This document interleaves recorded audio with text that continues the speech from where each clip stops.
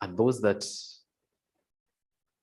did not get on board when schools reopened, we know that they were left behind. Services were locked in your homes. And if you needed food from a restaurant you used to go to, if you needed medicine and a couple of other services, you got onto your device and you ordered. Imagine they had switched the internet off during that period. What would you have? That you would really be locked down. Eh? This is just to emphasize the importance of ICT and how relevant and unavoidable it has become in the world today, and particularly in Uganda. So it's important that we have this conversation at this moment. Uganda has its vision 2040.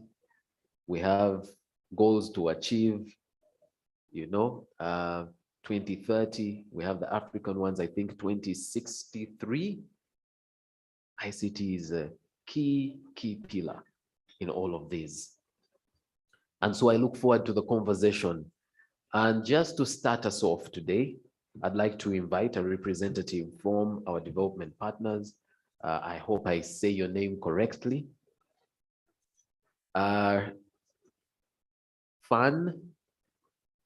Teodoro. She is Chief of Party under the USAID Uganda Civil Society Strengthening Activity. Just to give a few welcome remarks. Please fear not. Just a few welcome remarks, and then we will get into the focus of today's conversation. Will be based on, a research that was done, a study whose, findings, whose report will be shared here. And the rest of our conversation will be based on that. And I will be letting you know, who will present that. But for now, ladies and gentlemen, let's make Fan feel welcome, please.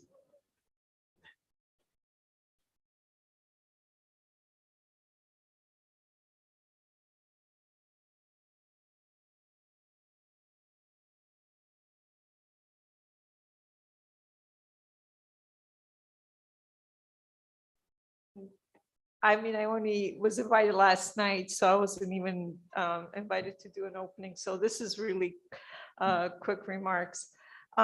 So thank you so much for inviting me and for being here. First, I would like to congratulate CPESA for this very important event and using ICT to improve livelihoods. So congratulations to CPS. CSSA is a project that is funded by USAID, and it's called the USAID Ugandan Civil Society Strengthening Activity. And the objective of CSSA, which is better known, is to strengthen the organizational and advocacy capacity of civil society organizations, and also to promote an enabling environment for civil society organizations. And this is where CPESA comes. They've been a partner of CSSA for over 2 years now, a year and a half, 2 years. And they've been doing great work. And this is one of the activities that we're supporting under the CSSA. So I don't want to take too long since we're already a little bit delayed. So congratulations, and we look forward to a very fruitful event. Thank you so much.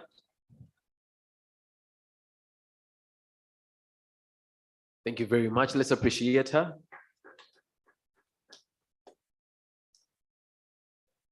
Today we've been convened by CPESA, and I believe majority of us have had an interaction with CPESA. What I do not know is if you've had an opportunity of visiting the CPESA website. Whereas today we particularly speak about, universal and affordable ICT in Uganda, CPESA has done a lot of work around ICT.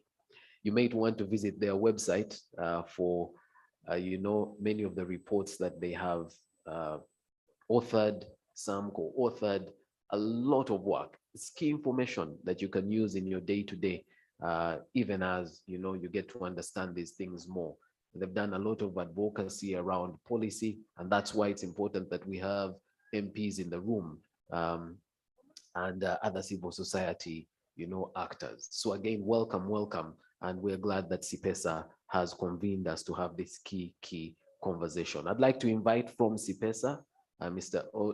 Adrian Wanyama, who will be taking us through the presentation, and then we will have further engagements. Because of time, I'm going to actually invite him right now, and then we will go from that point. Adrian, you're very welcome.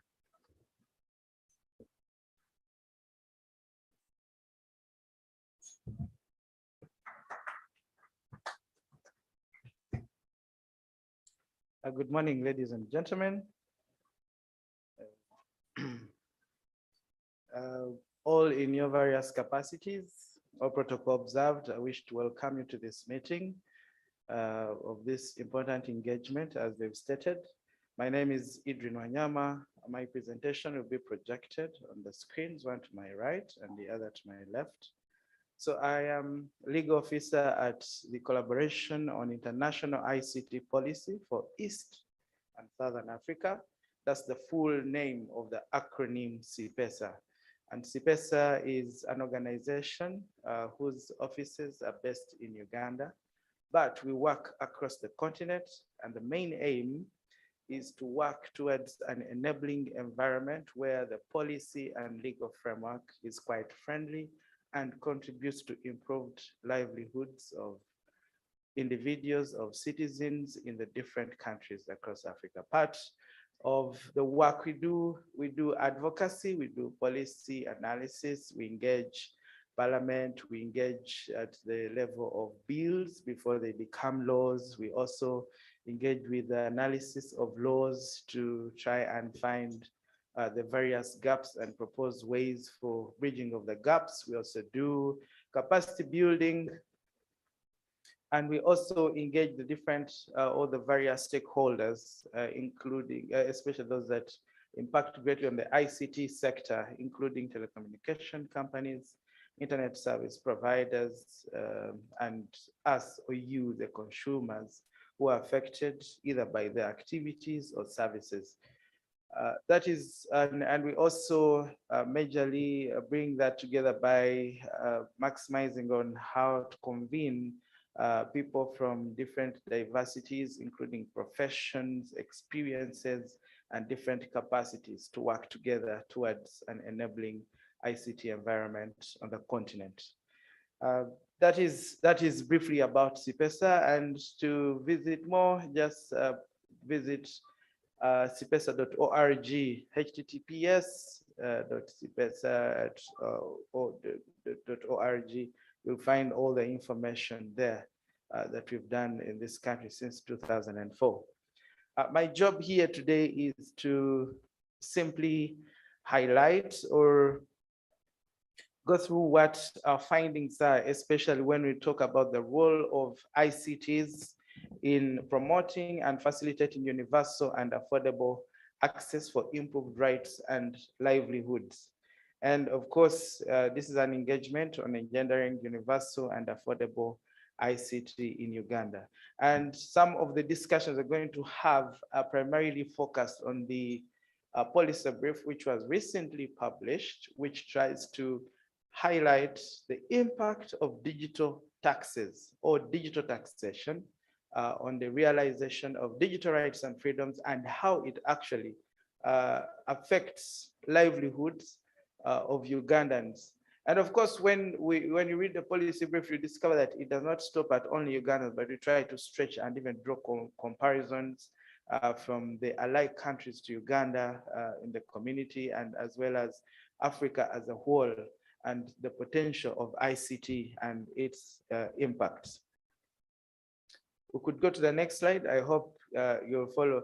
So in my scope of presentation, will briefly highlight what ICTs are for purposes of those that may not, we may choose to assume that everybody knows, but we need to just simply explain what ICTs are, and then we'll have some examples of ICTs. And then we shall also briefly look at how ICTs actually enable universal access and affordability for improved livelihoods. And then we shall conclude and give some recommendations that have to be taken on. So what do ICTs mean anyway? So ICTs simply refer to the different kinds of infrastructure and components that enable modern computing. If you know modern computing, what you do today, most of you in 2000, okay, maybe 2000 is very near, but yeah, you might, because some of you are almost in my age group, 2000, none of us would really afford to have a smart, just a phone actually, because some people are having Ericsson, those ones which were big like bars of soap and so on and so. But right now, we can, even a child of P7 wants to have a smartphone because we moved into modern computing. Yeah.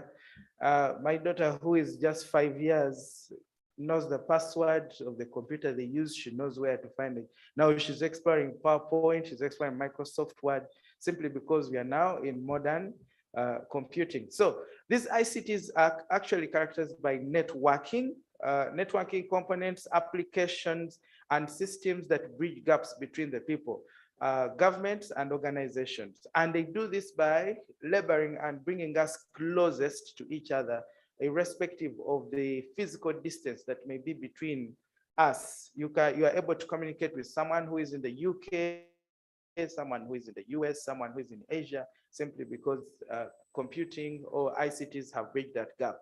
So some of the examples of that would be the first slides. Those, I cannot see the screens, but I hope you're following. So some of the examples of ICTs include internet and the respective internet service providers. We have wireless networks, we have cell phones or mobile phones, we have the computers. Your phone, of course, could qualify to be called a computer, but since it's a phone, we just brand it as a phone. So computers, software of all parameters, including software that is important for enabling easy access to information by person with disabilities who may not have the same capacities as you, simply because they are probably disabled, though they have a physical hindrance to enjoying similar things that you may have. Video conferencing, social networking, artificial intelligence, and radio and television. Artificial intelligence denotes what we use, for example, what we call the robotics, and other things which describes technology has designed to perform repetitive tasks that human beings would have otherwise performed. And these artificial intelligence things are actually very, I would say intelligent, they're highly intelligent, sometimes even surpassing the intelligence of human beings in performance of some of those tasks. So before we go, it is good to know how the status of ICT stands in Uganda. So when you look at the latest performance sector report from UCC, you'll discover that that is the third quarter of 2011. It was issued recently. Our fixed and cellular subscriptions, for example, are currently at 29.1 million, which translates into a penetration rate of about 69%, representing 7 lines out of every 10 persons. And of those, only 9.4 million actually have internet-enabled phones. So you might be among them, especially those of you in the urban settings and a few people in the rural communities. Then internet subscriptions, according to UCC, actually hit a record of about 20 million people, which represents a penetration rate of the internet of up to 52%. But please note that while this rate is here, it might actually be less, because some of you have more than one SIM card, more than 2 SIM cards, and all of them are internet enabled. And when they're doing these statistics, sometimes they just take all those. So our rate could actually be much smaller than this. And then, of course, the mobile sector is reported to be at 32.3 million subscriptions. And maybe to briefly highlight those which I'll not really spend much time on, you also need to know that we have legislation that is highly impacting on ICTs and ICT livelihoods in this country. And the list is actually maybe projected around slide number 6, where we start the Constitution, the President Journalist Act, the Penal Code Act, Data Protection and Privacy Act. We have the Anti-Terrorism Act as amended, several about 3 times. Then we have the Access to Information Act and the Regulations, Official Secrets Act, the Uganda Communications Commission, the Uganda Communications Act, then the Regulation of Interception of Communications Act, Computer Misuse, Anti-Pornography, and of course, the Exercise Duty Amendments, which, for example, brought the OTT tax over the top services where you had to pay some money to access social media. And even when cases were filed in court, they never saw the light of day after they took long. There was no cause listing of the case, and only to be overtaken by events in this financial year when the OTT tax was scrapped and actually replaced with a VAT of 12, a data levy of 12% to replace the old levy, which is quite unfortunate. And then we have the public health regulations that were issued, especially in the upsurge of COVID-19 cases, and the regulation and how they're actually impacting on your digital privacy, your freedoms, assembly and association, and the like. So then how do ICTs enable universal access and affordability for improved livelihood? When you talk about improved livelihoods, we are trying to look at how ICTs actually enable people achieve better lives, you and me. How have we gotten better because of using ICTs? And for detailed discussion, you will, I hope we shall share this presentation. There's even a link to the policy brief. You can always click on it and the policy brief will be downloaded unto you to read it and understand some of the things. So, but in brief, some of the things we're going to cover is that ICTs actually are creators and enablers of fundamental human rights and freedoms online. And then number 2, ICTs enable socio-economic transformation and development. The third point is that ICTs enable and facilitate electronic trade or e-trade and business, which, as you'll see later, some of you have actually used these things, even if you may have done it subconsciously. And then they also have the potential to bridge the exclusion gap. The exclusion gap, which I see includes, for example, when you talk about women, persons with disabilities, children, the gap between them and those who are enjoying more, and then the rural communities and the urban communities, those gaps. So ICTs have that potential to bridge those exclusion gaps. And then ICTs also spur technological innovation and development. So ICTs as creators and enablers of digital rights. We have what we call fundamental rights and freedoms, and these are core for each one of us. And as you know, our constitution emphasizes this, and it is also emphasized in the regional and international legal frameworks that we deserve the enjoyment of fundamental human rights and freedoms by virtue of being born human beings. And these fundamental rights are, of course, closely or directly linked to freedom of expression and your privacy. Once those are affected, then you know you cannot enjoy these fundamental rights and freedom.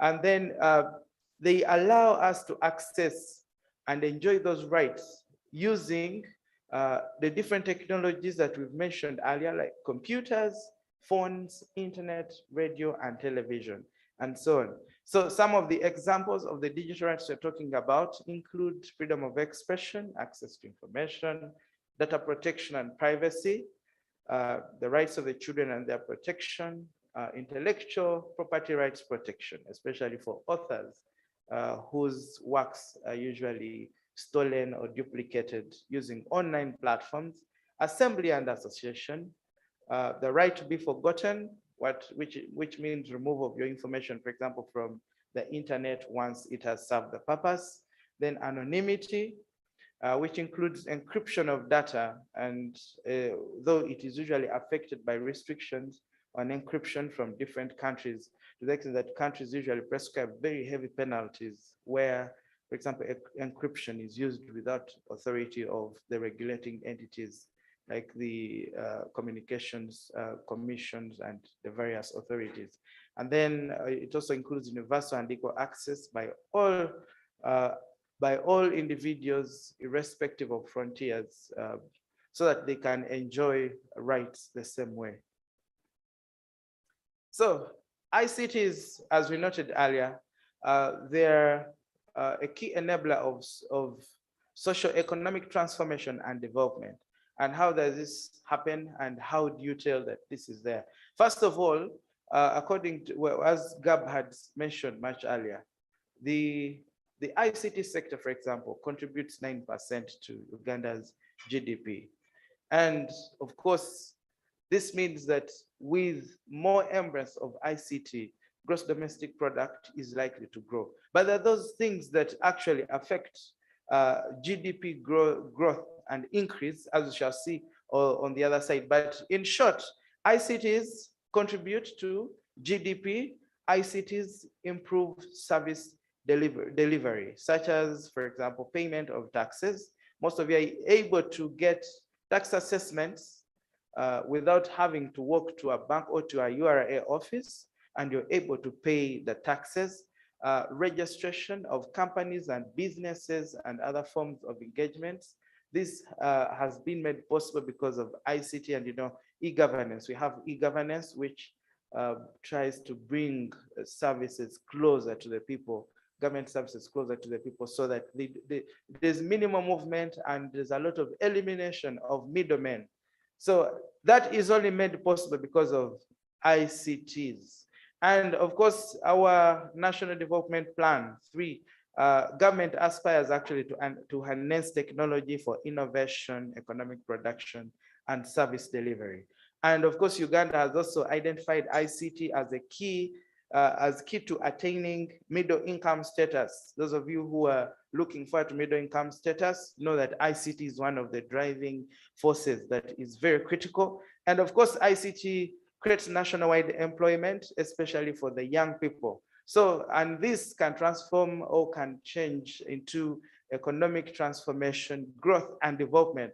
However, as we note in the policy brief, you'll discover that when you have a regressive policy and legal framework, you'll discover that there are adverse impacts on these good things we have talked about.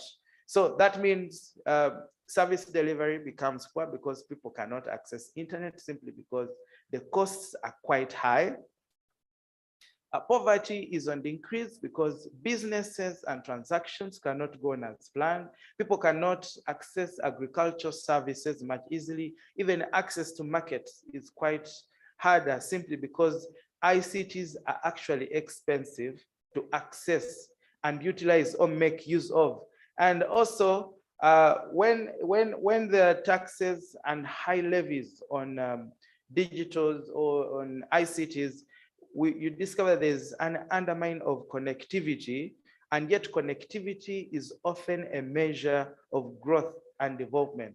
When you look at the different reports, GSMA and other reports that have been done, you'll discover that, for example, Uganda is placed, when you talk about democracy index, when you talk about development, is at a lower position because in terms of connectivity, we are also still doing very badly.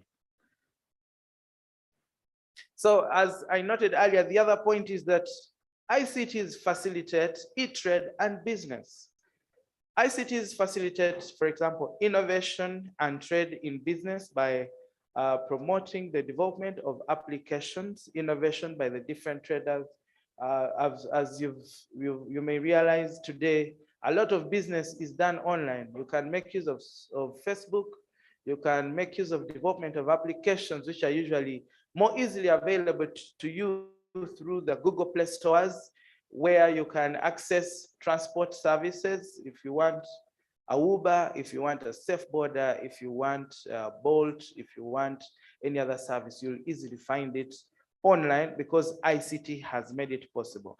If you want to do a financial transaction, you want to pick your money from the bank without having to move from your village where you live to access the nearest bank, you do not have to go there. You just have to use your phone to access the service. If you want to pay for a service, for a product in Europe, you need only to use PayPal and enter all your details, and you're sure that something will be delivered. But that can only work if you're sure of what you're dealing with, and if the environment within which you're operating is actually enabling, and if the costs actually of operation, if you find that the charge for payment for a good is actually very high using an online service because of taxes, like VAT and the other levies that are made, you may be discouraged and you say, I'm going to lose a lot of money here. So these ICTs are also critical for the advertising industry because it largely depends on advertising. If they do not, then you know that their services are not known. And of course, that means a smaller clientele base, and even consumers are less. And then, of course, small businesses are able to thrive through the use of technology, such as using the applications I've talked about, social media, and the rest. And of course, as I've noted earlier on the other side of the discussion of how ICTs facilitate trade and business, you'll discover that when the costs are high, innovation will be stifled, and e-trade and business will not take place. Or if they take place, the uptake will still be very small because people fear the costs that come with trading in that. And then it also undermines GDP growth and also may undermine revenue collection. If you discover the services are much high, then you realize that revenue collection may actually be lower because people want to actually dodge the high costs that come with the high tax levies. The other point, as we head almost towards the end, is that ICTs are a bridge to the exclusion gap. I talked briefly about the exclusion gap. The exclusion gap usually can relate to that space or the gap between those who are actually maximizing or the enjoyment of a particular service and those who do not actually, who are not actually enjoying the service to the expected minimum standards, because they are either excluded by space, by costs, maybe they are poor, and the services are non-discriminative. They do not care. They say whether you're poor or rich, you must pay OTT tax of 200 shillings. And a person in the village will say 200 shillings can actually buy me a matchbox, can buy me maybe some salt, maybe soap for 100 shillings for my family to survive. And indeed, that's true. One time I was at a funeral and someone came with 200 shillings, put in a basket at a funeral service and picked out 100 shillings. It was an old lady. So she saw, if I put the whole 200, what am I left with? Okay, that is what we're talking about when we talk about exclusion, but she has to put in 200 and pick 100 shillings because that is probably the next coin for her survival. And so that is when we talk about exclusion gap, that's what we mean. But ICTs can bridge disparities in digital technologies if they are well utilized and establishments are done well and the infrastructure is actually placed well across the country, as opposed to concentration in the urban settings, where most of you here, you enjoy 4G internet. When you go to your village, even accessing, you have to look for a particular position where you'll get some small data, and even your 4G line may not work simply because the physical infrastructure is not there. And then, of course, when you use technologies, education, work, business, public participation, and financial services often get much better and much easier. And then, of course, when you talk about exclusion, the most affected, especially women, children, and persons with disabilities, can easily access services on an equal and universal basis. And this exclusion gap, once it's bridged, then it improves affordability. Let me give an example of persons with disabilities, for example. When we talk about incentives or tax incentives on the services or on the products they use, on the ICTs they'll use.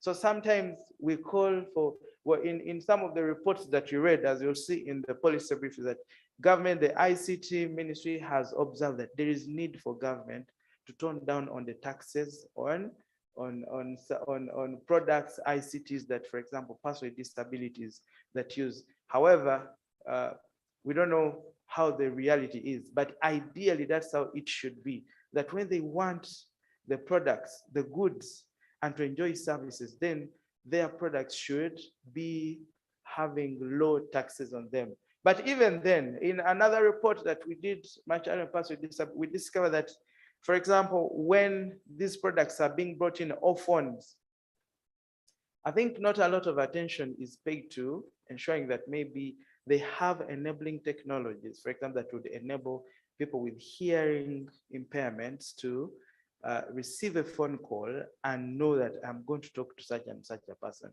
Those who have those services are actually well-to-do persons with disabilities who have maybe studied and have reached somewhere, and they can actually access that particular software and install it on their gadget. But the others do not actually have access to such service, which makes communication, which makes access to services and very difficult for persons with disabilities.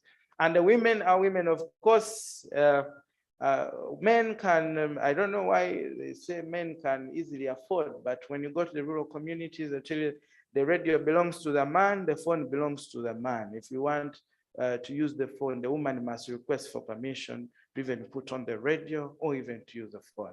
How can we make it possible for every woman or man to have a radio and have a phone? How can that be possible? Can we scrap the taxes? Of course, that's what could happen.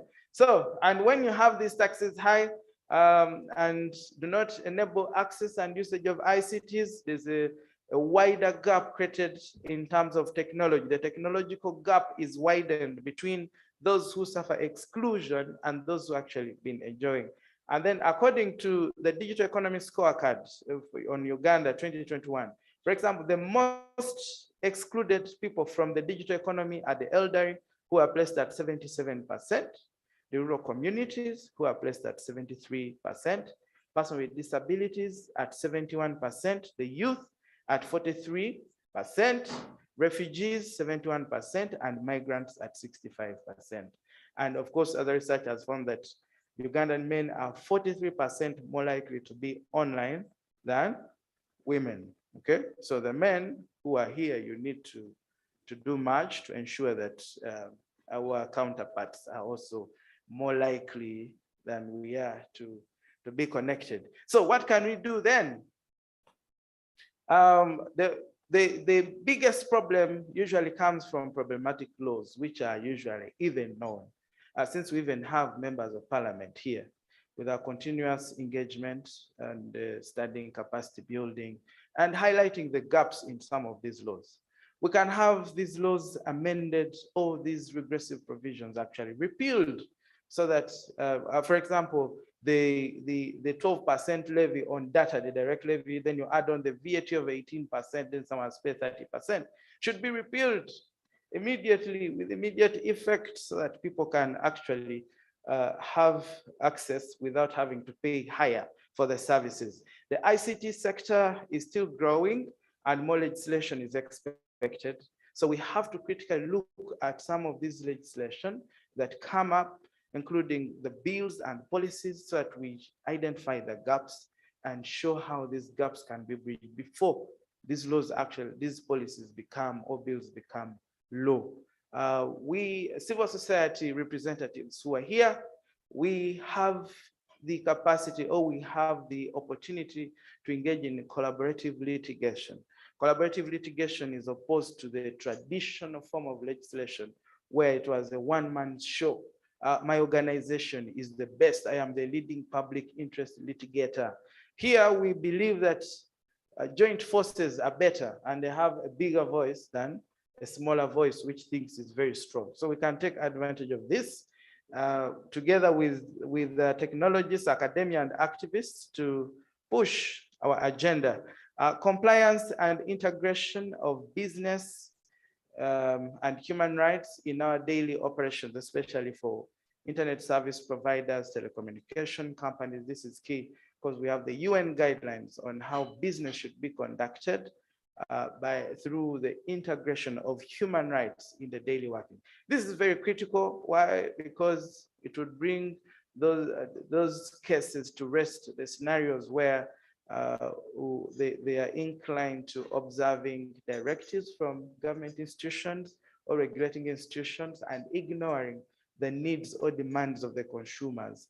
And at the end of it all, it is usually the consumers who actually suffer. Capacity building of key stakeholders is very important, especially those in the ICT sector, our members of parliament who are here. For example, if we had them, like we have them here today for continuous engagements, you'll discover that even the debate will be shaped in parliament to reflect some of these issues to be addressed before actually laws are made.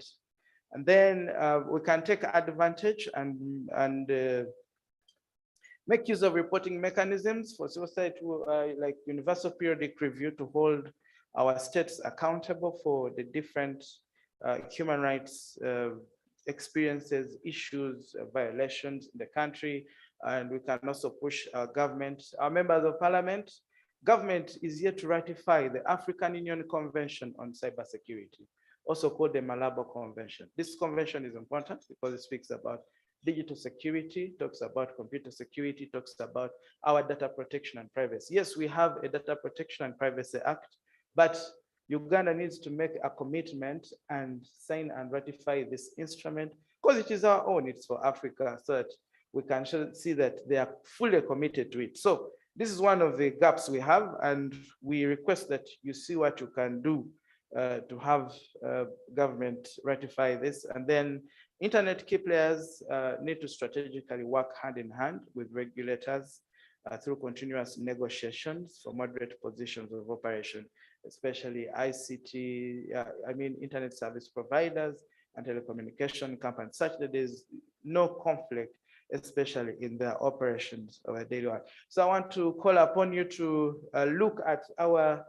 policy brief, which is online. It is a short document, about 5 pages. That means about 10 minutes read, which is good for you to explore and get some of the most important information about what actually taxation, how it impacts on livelihoods and access to digital rights and freedoms.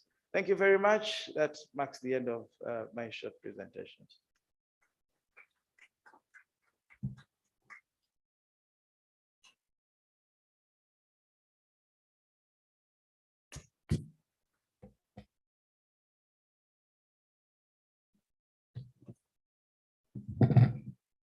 Adrian, thank you very much. And I hope you realize that in the chat, a number of people have asked for the presentation. So I hope you can make it available so that they can continue to digest the information in there. I'd like to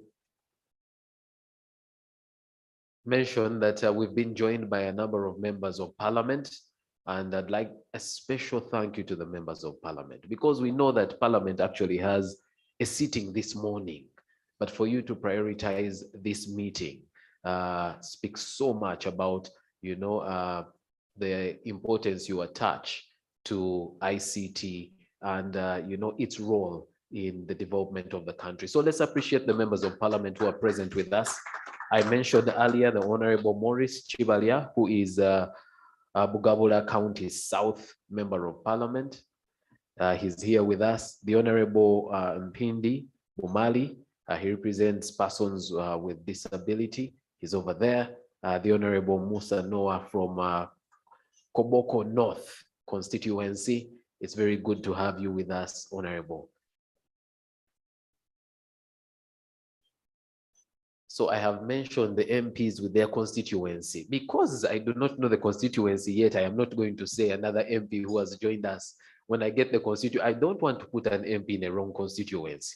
Otherwise, they may send a text to the MP of that constituency and say, someone is taking over your constituency, and we have issues here. But Honorable, welcome, welcome. We've just received the presentation from Adrian from CPESA. And even as we digest that information and get ready to react, I'd like to turn over to Joan Katambi, who is from Internet Society, also as a way of testing the technology. Joan is joining us online. We acknowledge all the participants joining us online. We have very many people joining us online. The last I checked, we were almost clocking what, 80 people online. So we have many people, actually more people online than we have in the room. And those joining us online, please continue sending in your questions and your comments. There'll be an opportunity for me to read those out. Joanne, are you able to hear us and to speak to us? Yes, Gabriel, good morning from this side. I believe Joanne is speaking.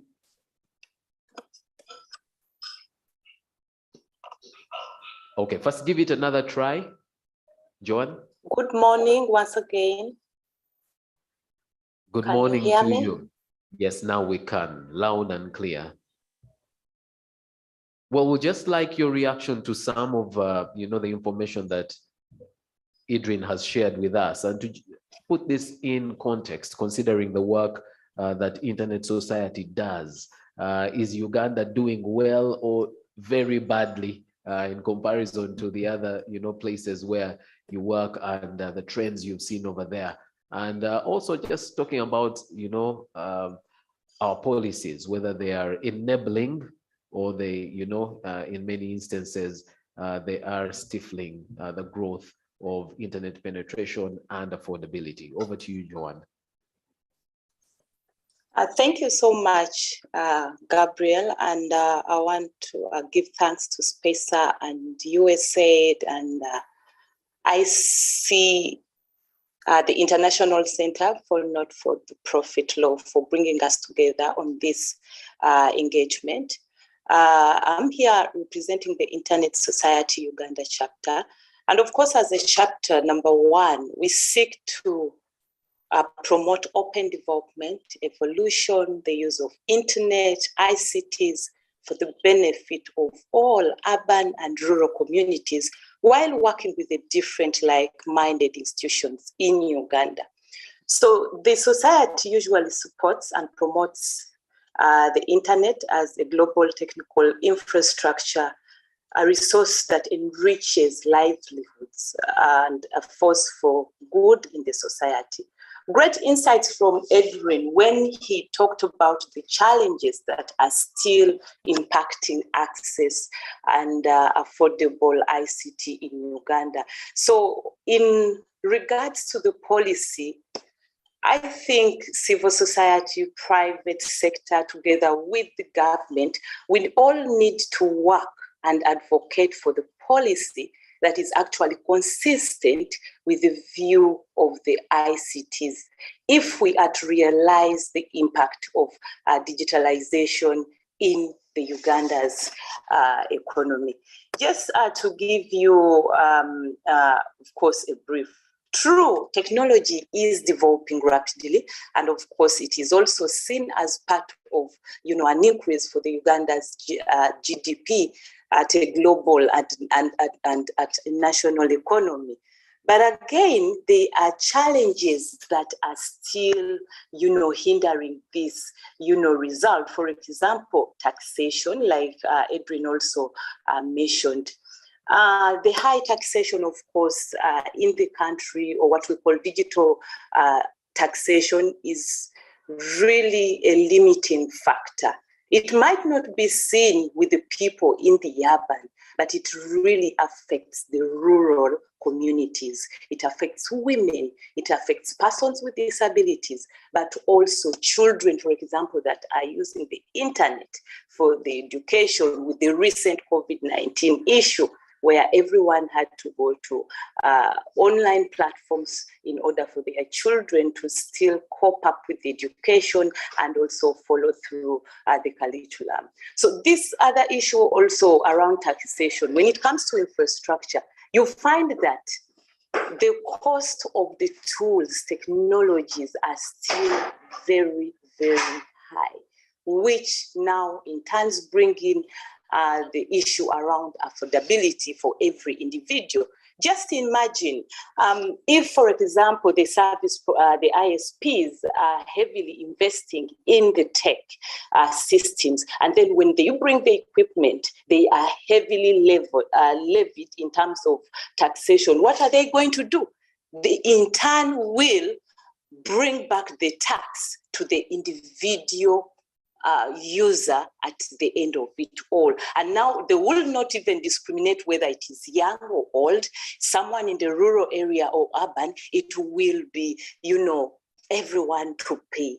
So going forward, I think our governments or even the parliamentarians that are in the House today need to work around this issue, because if we solve the issue around taxation, on infrastructure, affordability, digital skilling, awareness and culture acceptance, local adoption and use will be easily managed if the central point is actually solved. So it is really pertinent, and going forward, Gabriel, Edwin was speaking about, artificial intelligence.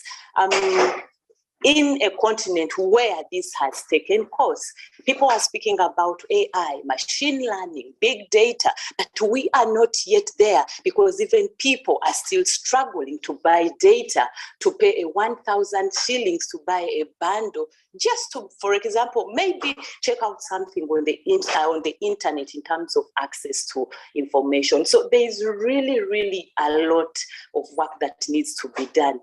As a country in Uganda, they've got a national, policy, ICT policy, 2014. There is a digital, Uganda agenda. It also clearly highlights these challenges that are hindering access to ICTs, and affordability is one of them. But I think it is time government came on board and other key stakeholders to address this issue, if we must realize the impact of, the fourth industrial revolution with us. Because the constant thing I will tell you is change. If you do not accept change as regards to technology, then as a country, in terms of innovations, we are not yet there. We are just starting, if at all we have started. Back to you, Gabriel.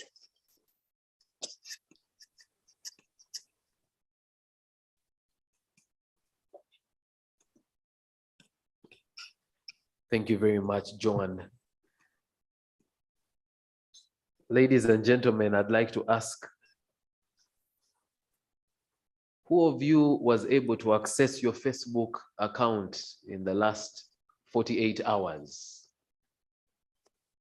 You're fearing, put your hands up. Okay, I have 2, 3, 4, 5, 6. Do you remember a time when you checked your Facebook account almost every day? No. Every hour. Do you remember that time? What happened? What happened? Politics. I didn't know you were seeking political office. How politics happened? I meet young people these days who basically don't use or even know about Facebook. They totally, moved on. They're in other places. And yet, if you look at the amount of money during lockdown, when they closed these malls, these shopping arcades, many young people put their shops on Facebook. That's where their shops moved to, Facebook. In fact, when they reopened, and the statistics are there, many of them did come back to the shops. They didn't come back to the these lockups here in town. They stayed on social media. Facebook, the easier one to show the things that you sell and what have you. But now other platforms, they've had to use those other platforms because somehow we are having a fight with Facebook. I don't know if we are winning it or losing it, but that fight is going on. But those of you who are accessing your Facebook accounts, you will tell us how. For us, we know Facebook is blocked. Okay, police also communicates to us via Facebook. Okay. Well, even the media center keeps updating us on Facebook. Even Parliament, Ah, okay. No, they have special VPN. Yeah. All right. Well, the MP that joined us, Honorable Solomon Chelangati, I don't know how many of you know his constituency. Anybody know, anybody apart from the MPs, do you know Honorable's constituency? It's the constituency with the coolest name. You can read it in the local language or you can read it in English. In English, it's called two. Yeah, that's in English. In the local, T-O-O, but it has that, let's call it apostrophe. Did you know such a constituency existed? Yes, it's in Buko. It's in Buko. In the local language, I will leave the MP to be the one to say it because I don't know how that is now. To. There you go. To constituency. Excellent. Honorable, you're very, very welcome. Glad to have you here. All right. We have had the presentation from Adrian. We have heard from Joanne, a representative of Internet Society. Would like now to digest this information. We're supposed to be joined by an official from the Ministry of ICT and National Guidance. The official is stuck in another meeting.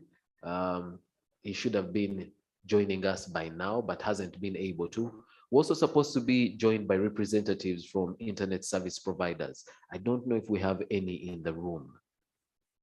Please don't fear. We're not going to say that you steal our data. You remember the days of Gonya? You load 1 GB, and immediately when you load, they tell you you have used 50% of your internet. And you wonder, doing what? Loading. Do we have any representative from any of the internet service providers? All right, online, do we have any representative from the ISPs? If you are a representative of the ISP online, please let us know because we'd like to hear from you. We might be here, you know, and we have no idea the pressures you're under, the reasons as to why some of these things happen, because we all know that these ICTs run on infrastructure. And yes, there've been issues of, you know, vandalism of infrastructure, but the whole inadequate infrastructure. Whereas a good job has been done by government, UCC, and the ministry involved in expanding, you know, the infrastructure, it's still far below what it should be. Therefore, you may find that's where the problem is, and there's very little that the ISPs can actually do. But I'd like to commend them because recently, you notice the price cuts that were announced in relation to internet. This is despite the fact that there's that 12% that's being levied after OTT was removed, a tax that was meant to collect a couple of billions and fell far short, even despite the fact that, you know, many MPs had said, let's not go this direction, but government insisted and, you know, learned from the mistake that initially we shouldn't have done it. Those who are monitoring online, do we have any ISP joining us online? Airtel will be joining. Okay, all right. I hope they are coming with free data. Speaking of that, if you'd like to log on to the hotel Wi-Fi, I believe a password was made available. Also, if you are tweeting or, you know, putting this information on any of your social media platforms, please use the hashtag ICT for all. We have a second hashtag digital inclusion because we'd like this conversation to reach far and wide. Okay. They're going to make a microphone available for us to just have quick reactions to the information that has been shared both by Joanne and by Adrian. And if you'd like to go first, the microphone will be made available. Yes, sir.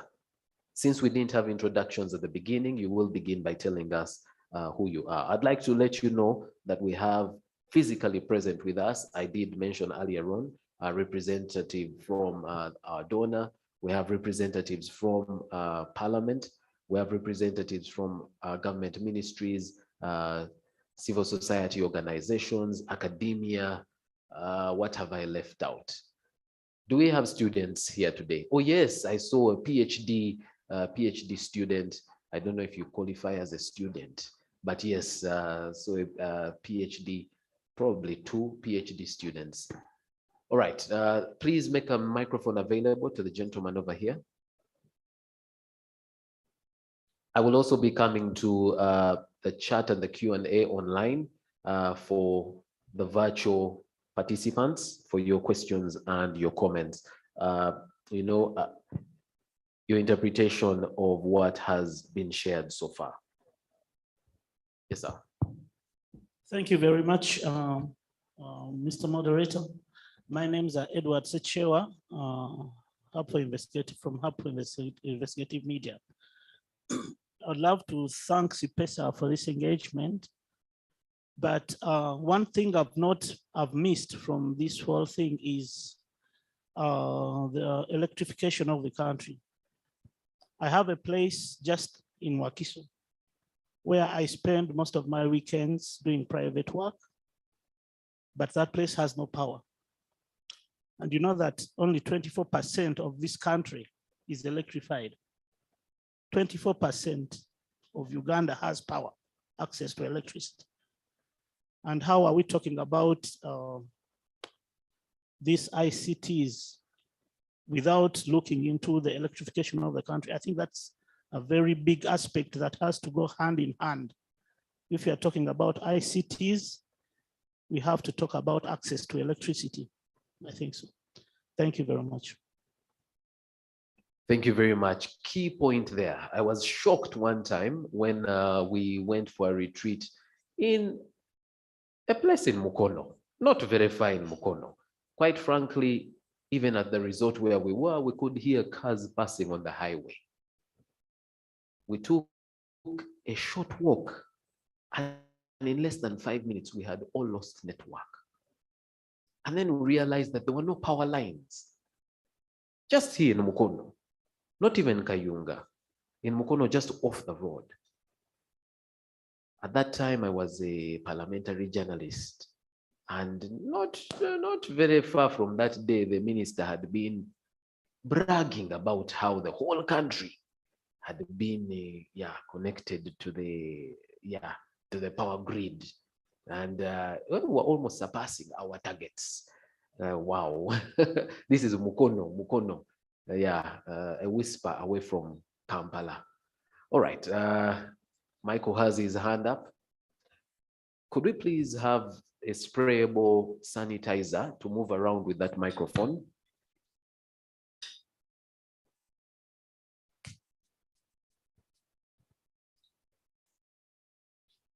Thank you, Gabriel, and all colleagues. My name is Michael Aboneka. I want to thank Edwin, CIPESA, and other colleagues for the deliberations. I want to start from the point that, see, internet is not just a privilege, it's now a right. And I think since December 2003. So if internet is a right, therefore we deserve to have our rights enforced. And I want to look at that from that perspective. Some minister here promised us free internet in Kampala. I don't know where that project ended. Sometimes we take these things for granted, they laugh about it, and I keep reminding him on Twitter, what happened to that? Or he blocked you. Those are the honest conversations we must have. So for me, the first thing is internet is a right. So when they switch off Facebook, when they switch off Twitter, when you can't access it, the same way. And I think Edwin and colleagues, I saw about collaborative litigation. Do we want to try and push for the right to internet for government to ensure that it provides that to the people, just like the right to education and the rest? Can we try something? Secondly, accessibility and affordability. Everyone has talked about it. And for me, the point is about, even before you talk about accessibility, there's something to do with affordability. The 12% tax. And I know you said Airtel is coming. I wrote to Airtel, I wrote to MTN and other service providers asking them how the 12% tax is being collected. Because you know that there is an exception for medical, for research, for academics. When I buy a bundle, how do they differentiate that I'm going to use this bundle for email only and not WhatsApp? And therefore, I'm excluded from paying the 12% tax. The canons of a good tax, if a tax is hard to administer in terms of collection and it's a bad tax. It is only Airtel Uganda that responded to me after a long discussion. And not everyone has that information. And it is separate. So that is a big issue. Thirdly, for me is Edwin, the issue about facilitating e-trade or business. I think it's not even just about business, but it's access to justice. For those of you who know, in the judiciary now, there's what we call Icts. Everything is now going online. You must file online. We are having challenges to the extent that even you go and appear before the judge and he says, I have no internet, so he adjourns the matter. If a judge has no internet and he's adjourning the matter, we're talking about access to justice. And it's about infrastructure. The system is off and on, but they are saying we are trying. Now, how about a person who can't access a phone? Like Edwin says, how do we deal with that? So for me, beyond just trade and business, is about justice, access to justice. Number 4, as I wind up, the issue about compliance with business and human rights. I think Mogoya is here and other colleagues. There's the UN guiding principles on business and human rights. But I don't know how far our policy, the national policy on business and human rights in Uganda has gone. Maybe colleagues from other places will let us know. And we see how we interrogate these things. Lastly, for me is, at what point shall we have these conversations closed in with a kind of action moving forward? Because we keep saying the same things, government promises, and especially the service providers, they need to be part of these conversations. One of the reasons why there is also fatigue in terms of litigation is the normal saying is, what do you want Ugandans to do? What do you want Ugandans to do if their right is not being protected, if they're not being granted, the freedom to do what they need to do? So I think that ICT, beyond just internet, the phones and all these things, is that when there is no power, these are interrelated, then people won't have phones, then communication will be difficult. But lastly, how do we protect the freedom to use the ICTs, the freedom of expression and the rest, the gagging of social media? Facebook has been closed. I don't know if it's coming to almost 3 years. Who has come up to challenge it? And what is government saying about it? So I think that beyond this, we can interrogate those discussions of, because if you go downtown and ask about that person, do you use internet? He will say no. But ask, are you on Facebook? He will say yes. So to him, Facebook is in internet and internet is Facebook. Thank you very much. Very true, because even a person who is taking you from Safe Border or Bolt or whatever, you'll ask them if they use the internet and they say, maybe you're being to civic order. They ask him, so how do you see that I have ordered? To be a app. Hey, we are on the app. I wonder how they believe that app runs, because they've got to load the data, in order for that to work. I live in a, should I say where? I live in a place called Nigeria. I don't know how many people here live in Nigeria. And please don't put your hand up if you live in Nansana. Nigeria. Do you realize that when you are crossing from Chiwatule to Nigeria, you lose network for just a short distance? Don't say that service provider. That's my service provider. Don't say who it is. So I called the service provider and said, I have consistently noticed that even when I'm jogging, that when I am crossing a certain point, I lose network. And you know what the answer was? Yeah, there's nothing we can do about it. You people in Nigeria are too many. That's what they actually said to me. You are too many. So I asked, when do you think you will solve this problem? And I don't know why this person was so candid with me. Said, we've known this for a while, and the truth is we are not solving it anytime soon. However, we have the new fiber. You're going to find out who the service provider is. Anyway, they said we have the new fiber. The clients we put on fiber don't have that problem. I told the person, but for my phone calls, fiber will not help. That's for the internet at home. That's not for, said, for that one, be strong. He said, Guma. So yes, some of these things, I don't know. We will get answers. We will get answers.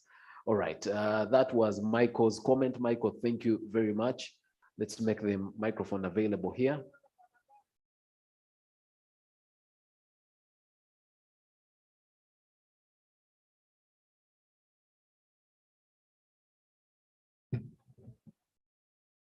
I think Michael switched it off. It was conserving energy. Thank you very much, Iguma. And of course, to Edwin and the SPESA team for that interesting research. And of course, the conversation is timely and ahead of the budgeting process. And having the MPs available here, I think we need to agree that ICT is an area that we need to give focus. To bring back to NDP3, which of course is more of a government footprint of what they need to work with. The 18 key interventions that are in there, you realize ICT is central to all. It's cross-cutting. All the interventions that the NDP3 talks about. And interestingly, we are talking about livelihoods in here. ICT is a cross-cutting issue.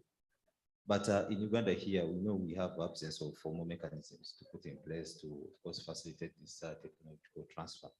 And also, there is this more investment as a country in these areas of ICT.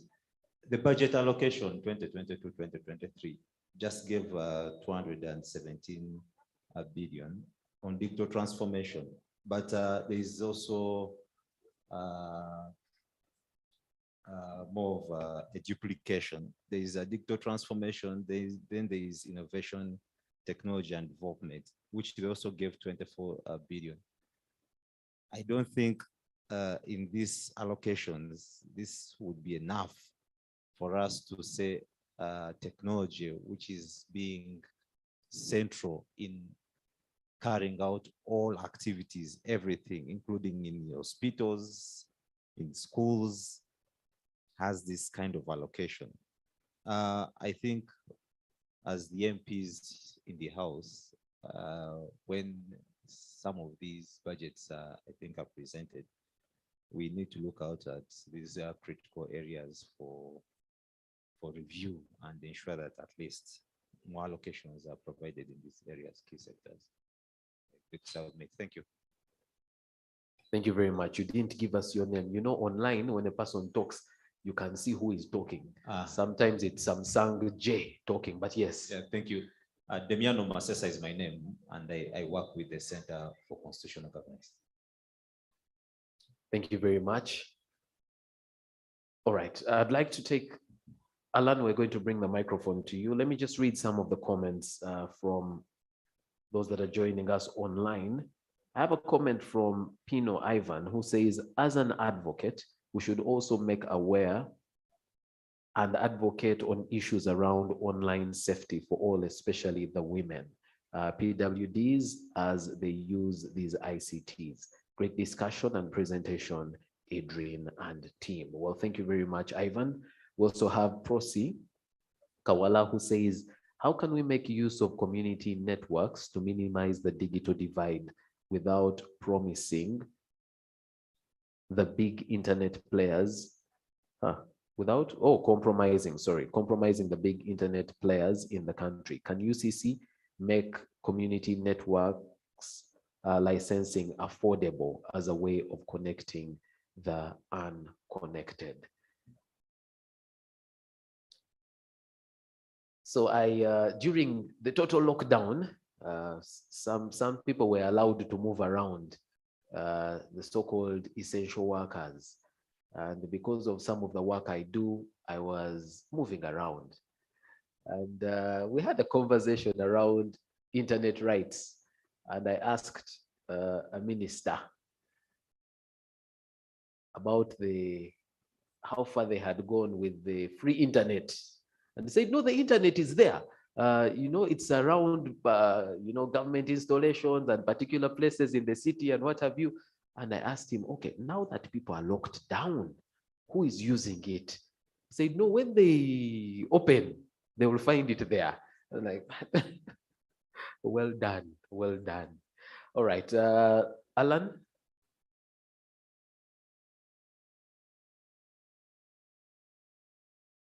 Honorable Mujiche, it's very good to see you. Welcome, welcome.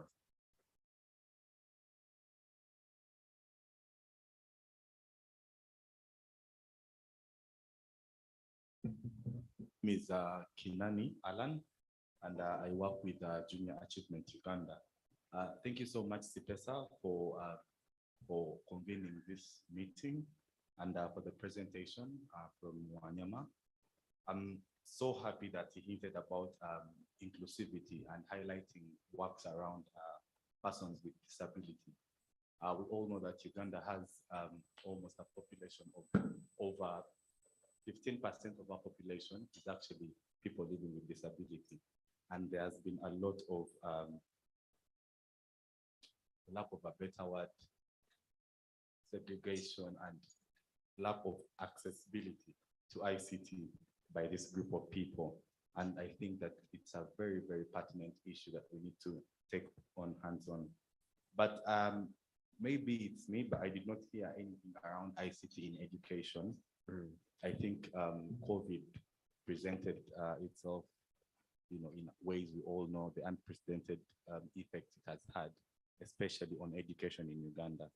And for some who are lucky, the transition to online classes, online education happened, but we all know that this has not been a privilege that has been enjoyed by everyone. I'm saying it's a privilege because it's exactly that. While it's supposed to be a right, we are not seeing it to be that, especially around education.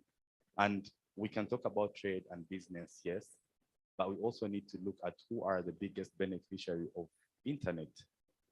And we cannot really run away from the fact that young people, especially those that are in school, need to be the beneficiaries of ICT to the maximum, for reasons you all know. We are going out in communities, in schools that do not even have a single computer. And we are trying to set a generation of young people that are going to actually live in a very, very modern and technological world. Are we sure that we are ready with what's happening in schools, with the lack of, the basic ICT materials in education? The infrastructure is not there. Are we sure that as we talk about ICT in trade and business, we are going to have a generation of young people that is going to make the easy transition into some of the advocacy we are doing? What am I saying here? As much as we are trying to highlight a lot around ICT and its invaluable contribution to economic development, we cannot start from up and forget that this also has to transcend to the communities. It has to go back to the schools. Young people need to understand, the internet. They need to understand what ICT is. They need to understand the technological advancements. They need to learn and know how to use this. So maybe as we are thinking big, we should also start to ask ourselves these tough questions and see how, as a community, how as a group, we can start doing a lot of advocacy around ICT in schools. Thank you very much, Alan. I'd like to recognize, I already did mention that the Honorable Mwijuche Francis has joined us. He is from Buhueju County. He's a former parliamentary commissioner. Sir, it's very good to see you here. We have the Honorable Namuga Gorethi. She is from Mawogola County South. and she's the Shadow Minister for Science and Innovation and Technology. Honorable, very good to see you here as well. Welcome, welcome. All right, any more comments before we have, Adrian respond quickly, because these are, responses from what was shared in the presentation. Yes, sir. Thank you very much. I'm Musa Mugoya. I work with the Initiative for Social and Economic Rights, ICT. I just have a brief comment.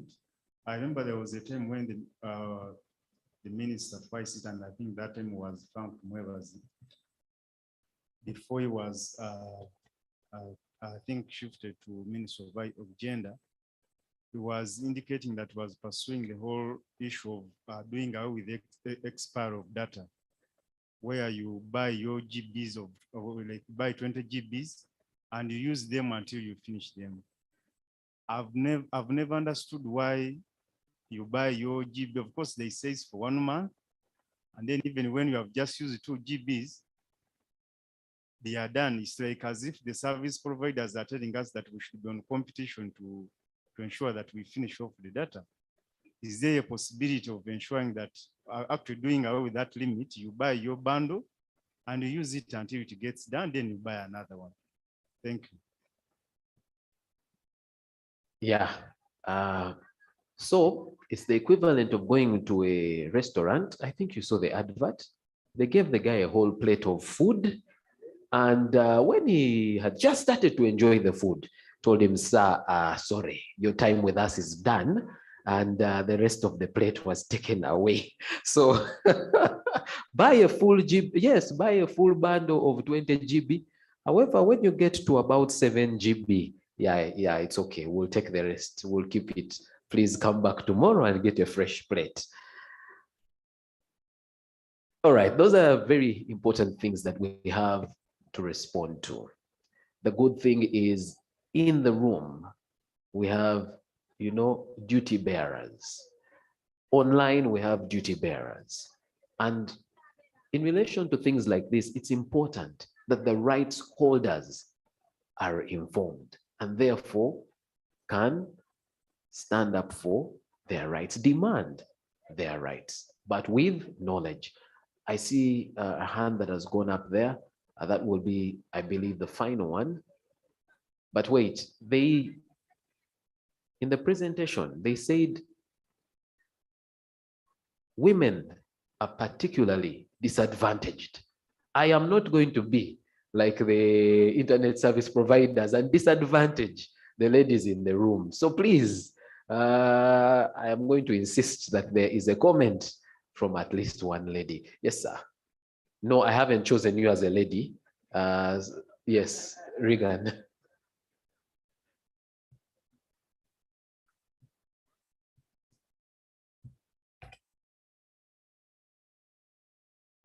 Gabriel, I'm going to pick up from where Alan stopped. He emphasized the issue of ICT in education. And for me, we need to also look broader and look at health service provision and how the Ministry of Health is integrating ICT when it comes to healthcare service provision. And I say this with the knowledge that we've seen from what COVID has done. One of the most emerging transformative areas around health has been telemedicine. And we've seen how, for instance, Rocket Health is advancing in medical concierge services using the internet, but also we've seen so many, especially youth organizations, have started using information to provide ICT to provide information on life-saving services like access to contraceptives, access to HIV and related medication. And so it becomes very pertinent for us to start looking at the efficacy and utility of ICT when it comes to making healthcare services affordable, available, and also timely. And that is something that we need to task the Ministry of Health on what strategies and policies they're putting in place to make sure that all these are integrated within the broader aspects of service care, healthcare service provision and making sure that there are also safeguards and protection, because you don't know who is on the other end of the line when you're asking for a diagnosis. You'll go on WhatsApp and they tell you this is WhatsApp doctor, so you don't know who you're talking to. You don't know if they're a qualified medical officer. So some of those protections have to be in place so that while we have expanded access, we also have safeguards to protect us from quacks, but also to protect us from and have accountability mechanism for when things go wrong.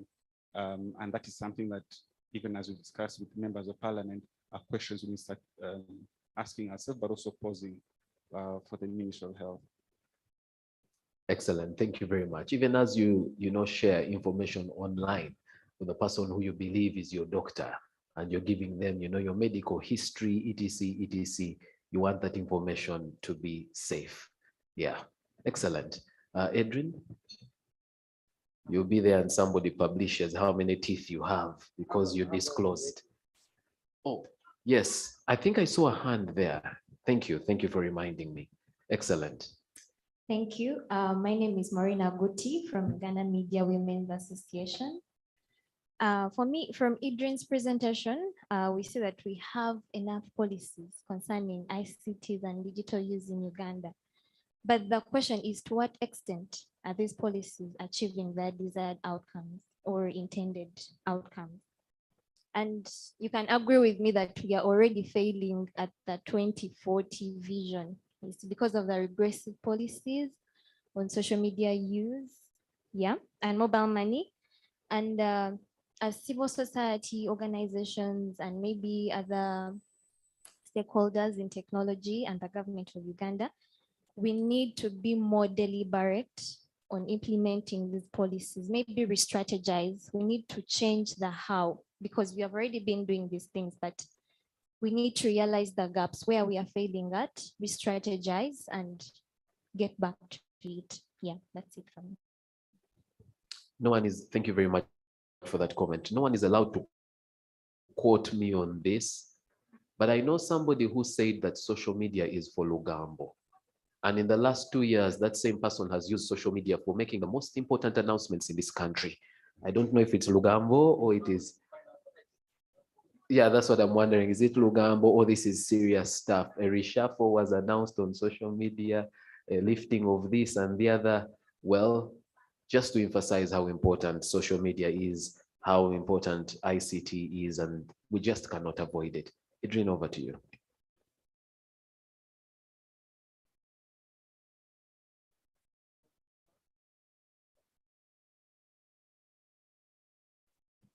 I want to start from where the lady from Uganda Media Women Association. Yeah, I appreciate the fact that you recognize that the policy framework is in place, but I just want to highlight a small example. In the 2016 elections, we had some women who were taking part in the electoral process, including, I remember Maureen Chalia, right?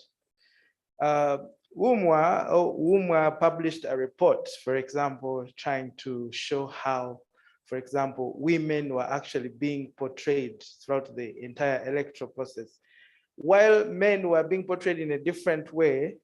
From that report, you remember there was a lot of sexism when they were reporting about the female candidates, especially for the presidential race. They were targeting their looks, their legs, their what, and so many things, and that's what they were reporting. So at the end of it all, you discover that even with the existing legal and policy framework, we discover that women are endangered either deliberately by even their male counterparts who are covering these events and reporting them on media, newspapers, online, and everywhere. And it was quite interesting. Yeah, you can dig up, though the report is very huge, downloading it, it's I think over 16 MBs, and it's by organization. So quite interesting. Those who can look at it and see how women are being portrayed in technology. Moving away from that, I do appreciate Edward, for example. Electricity is quite very critical. I think in some of the reports, we actually highlight that when you speak about technologies and you talk about phones and people cannot charge them, you talk about access to television and the like. If there's absence of electricity, actually those digital rights are endangered.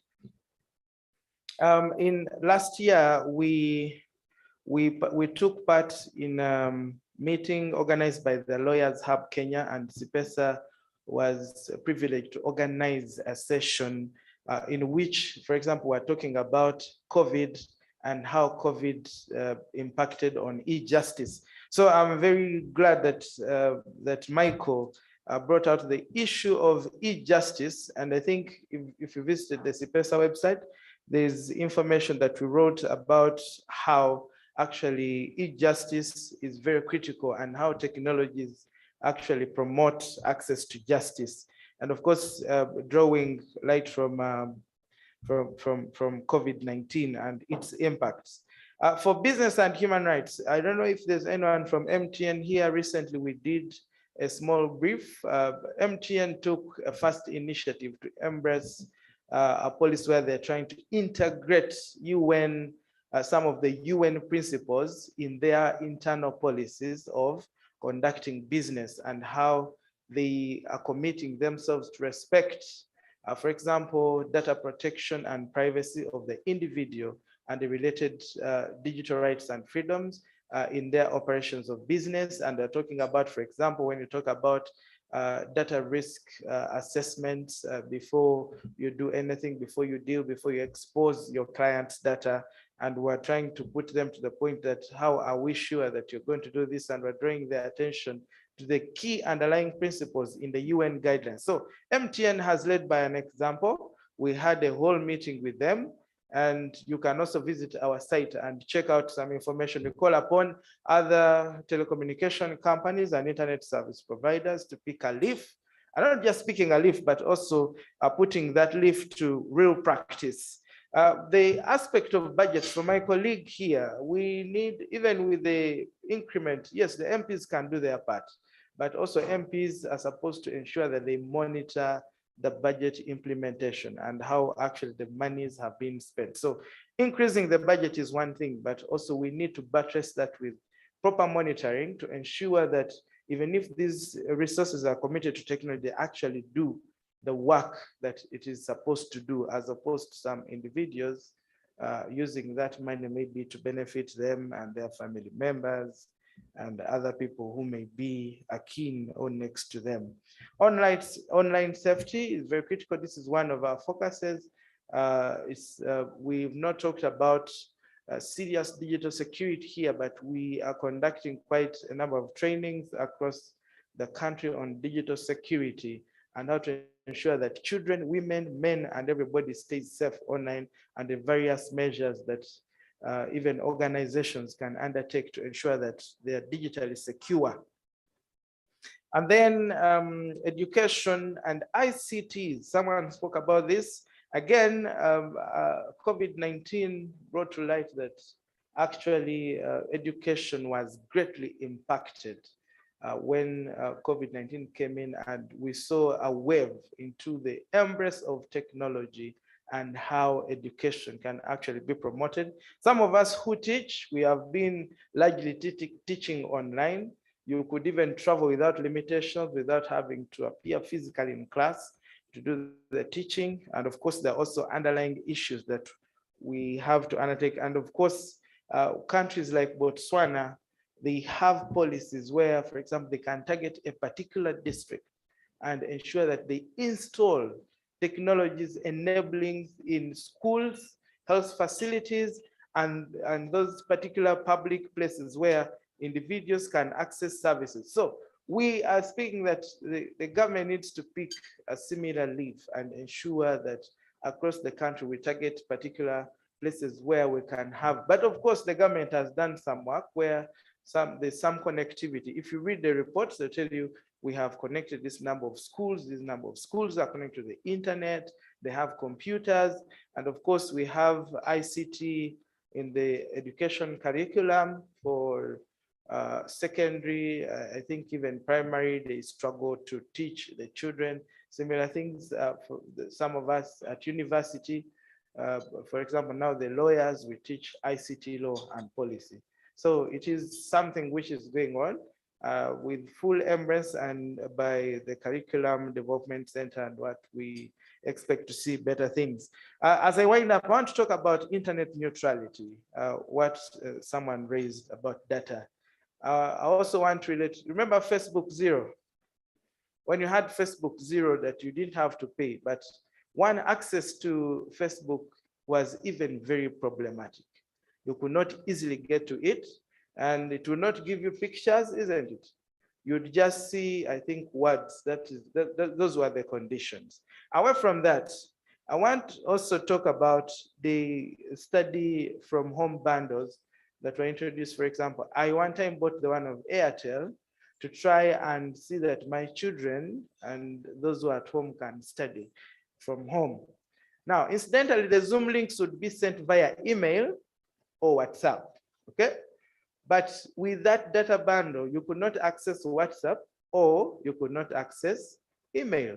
The only thing, and that is the only way you could access the Zoom link is by either going to your email or going to WhatsApp. So what happened is that even if you had bought the study from home bundle, whatever big it was, GBs, you could actually not use it.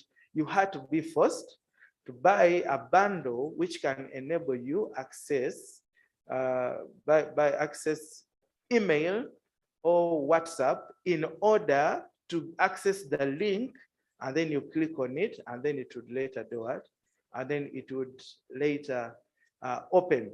However, that said, from what the gentleman shared, that sometimes you buy 20 GB, use 7, then they tell it's over. At least I've seen with broadband internet, for example, of Airtel, they have some booster bundle package. If you bought 30 GB for a month, and by the time the month is ending, you've used 20 GB, they tell you can buy a booster bundle of say 20K, and then they'll boost your remaining 10 GB so that you can actually utilize it. Of course, sounds like quite convincing, but then why would I be subjected to buying another bundle in order to use what I already paid for? Similarly, those of you that use minutes, we buy minutes for phone calls every month. I mean, sometimes I put for 10K, sometimes for 10K for 2 weeks. They give you 750 minutes, or for a month, they give you 300 minutes. They tell you, you can use these minutes within the 30 days. But the moment you make a phone call, even if you've spoken for 1 second, the minute is what? The minute is gone. So what is that? Are you getting the value for your money or not? What can we do? What can Parliament do, for example? How is the consumer protected? We don't have a consumer protection law, but UCC has some consumer protection guidelines that are on the website for protecting the consumer, especially in using ICTs or communication in the communication technologies. But this protection, how far does it go? How do we ensure that the consumer is actually protected? So thank you all for the participation. Thank you for the feedback. We look forward where there are some gaps, we shall bridge them. But I'm certain that where we've bridged most of the things that have been highlighted, but from a different angle of the different kinds of writings or research or engagements that we've done. Thank you very much for the active engagement. Over to you.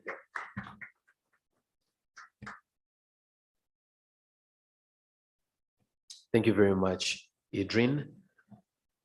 There are some participants online who would like to also comment. Let's see if I actually can locate them.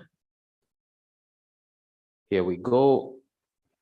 Betty Mujungu, if you could give her the ability to speak. Betty, I hope you can hear me. Technical team, I hope you have unmuted the, someone online is speaking.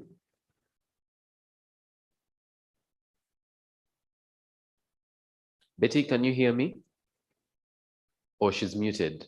Betty, you need to unmute. You've been given the right to speak.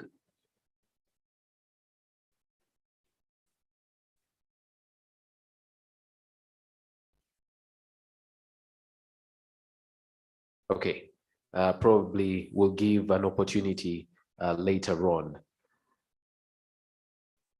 Well, honorable members, thank you very much for being here. You have had the engagements, you had the presentation, you've had some of the reactions from the participants. Would like now to hear from you. I think, all right, I will start with Honorable Musa. Where did the microphone go? Oh, okay.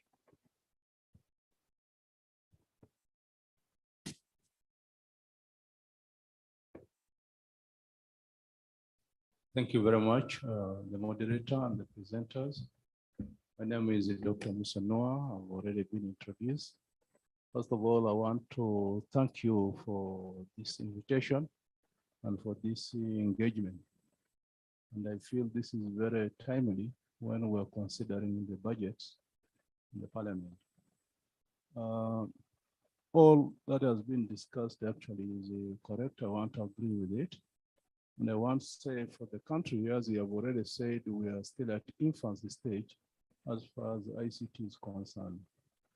And basically, there are three challenges to our ICT development. One is the infrastructure. The second one is the cost of both for data devices. And then the third one is legislation. However, all these have been well articulated in the National Development Plan 3, to which actually we're implementing the ICT program. And for Uganda, as many of you are aware, right now we depend mostly on the private sector, especially with the undersea cable. As a nation, we don't own an undersea cable, which means the service of internet and so on will be high in the country. But currently, the government is rolling out programs to improve infrastructure. One is the national backbone infrastructure, which is being extended. About 70% of the districts are being covered now. And what is left is the last mile extension. And then the second thing is the power, which we have already talked about. Government has the rural electrification program, which is in the Ministry of Energy and Mineral Development, which is being implemented. And then the next thing is how to reduce the cost of devices and the internet services.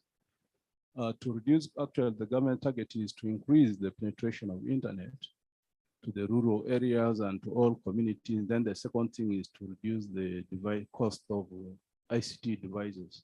And for this to happen, I think two things will be important. One is the R&D.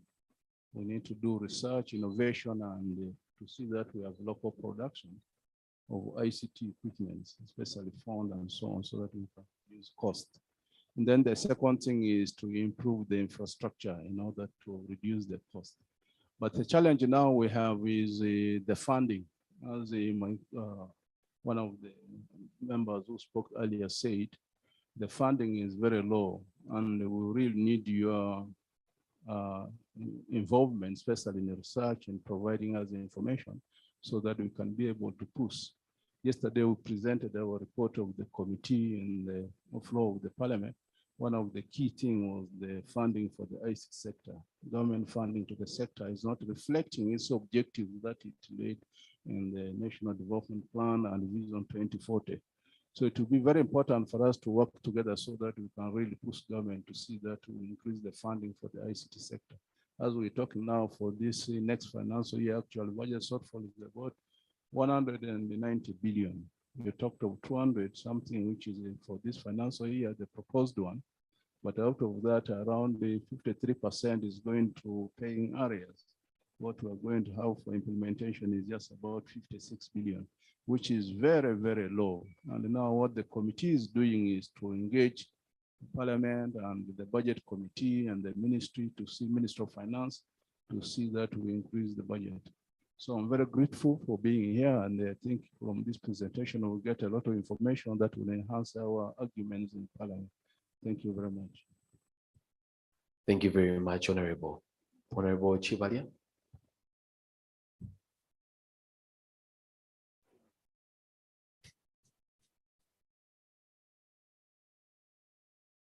Thank you, Gabriel, and I equally need to join my colleagues in thanking everybody who has spared the time really to be here.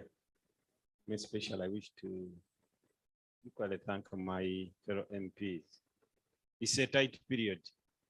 If it was the other period, you would have the required number of MPs, but it's a very tight period, and it's in the interest of the country because you know what is going on.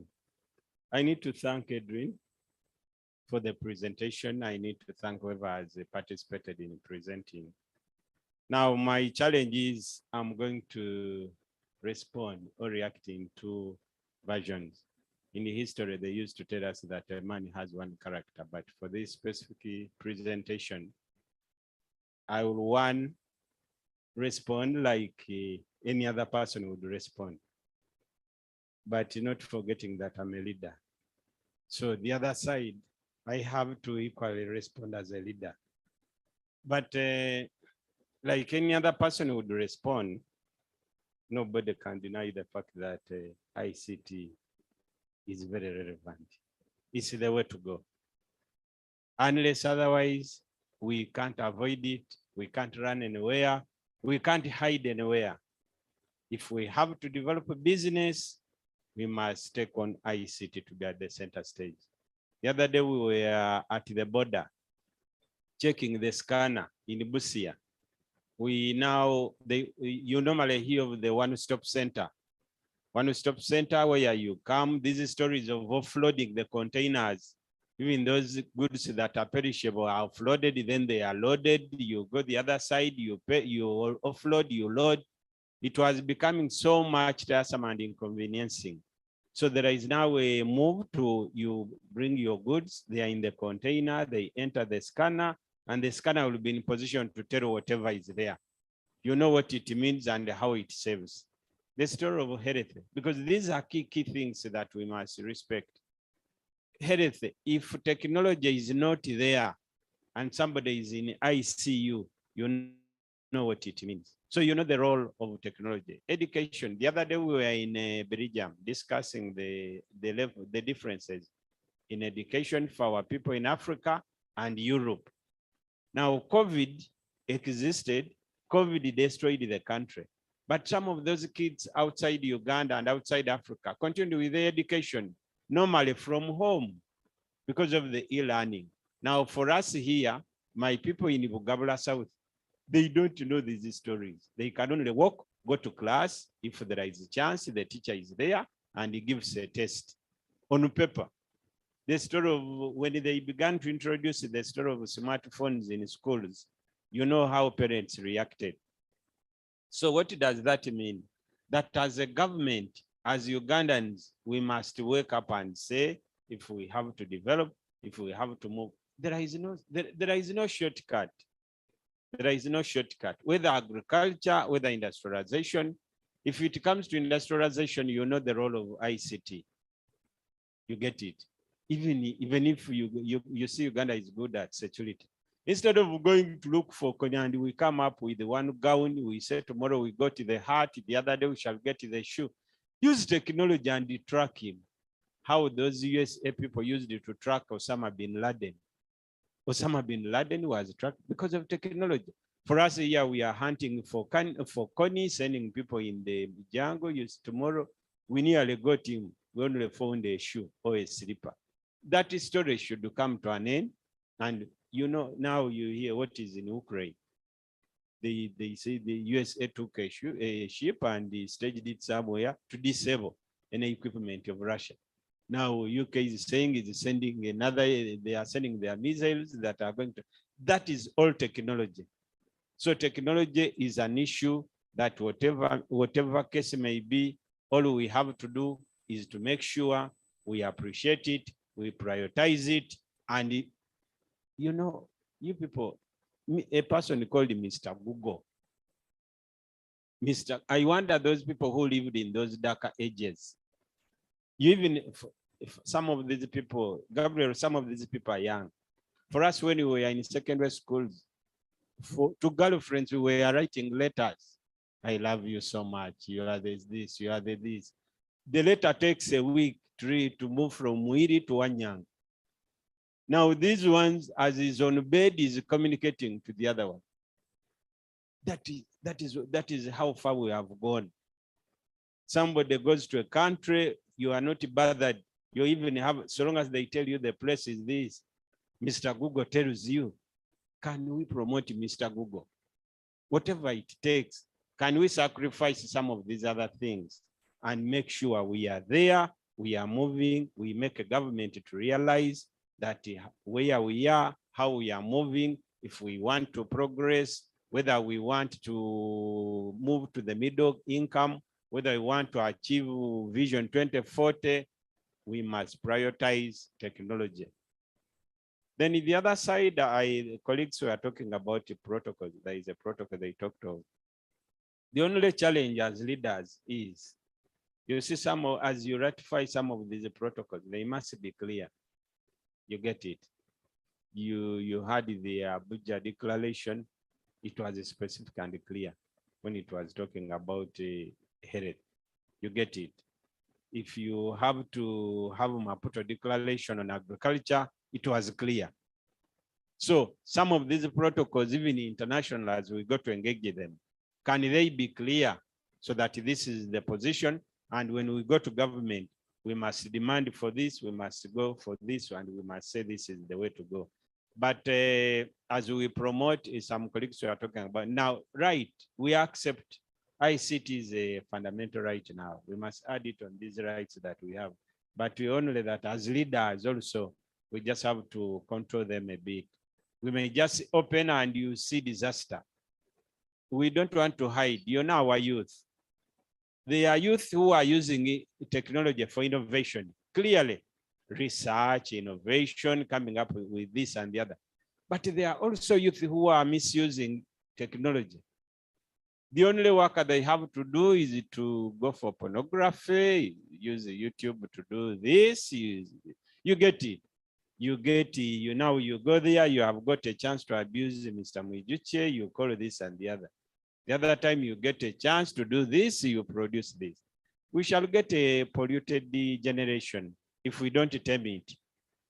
Secondly, before we were born, these stories of gays, these stories of lesbians, these stories of homosexuality, we could just hear them. But now they are in Uganda. So if we just open freely, you'll find disaster. So these youth, you see the challenge we have with these youth. They are not properly focused. I need to be quoted on this. Some of these youth are not properly focused. Some are focused, but some are not. So as leaders, we just need to contribute so that by the time it's opened properly, by the time we open and we say everything is now okay, we have really, but it's necessary. We need to respect it. We need to nurture it. We need to promote it. Only that we need to make sure that we control some areas where we are supposed to control, though somewhere some government also overreacts.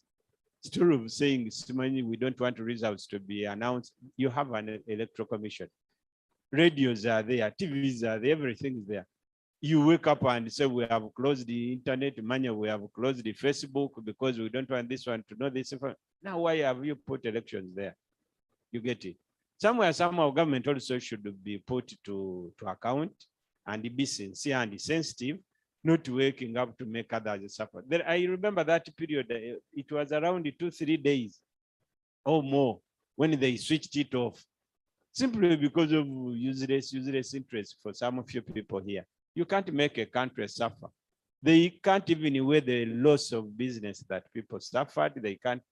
It was dangerous, assuming you had somebody who was supposed to be helped or was undergoing operation somewhere, but they wanted the assistance. There are people who are talking to doctors from distant places. No, for you wake up and switch up the whole thing because you have interest. Just get a gun and go there and sit in the office so that nobody can come and disturb you. Lastly, Sipesa, we are very grateful and we thank you.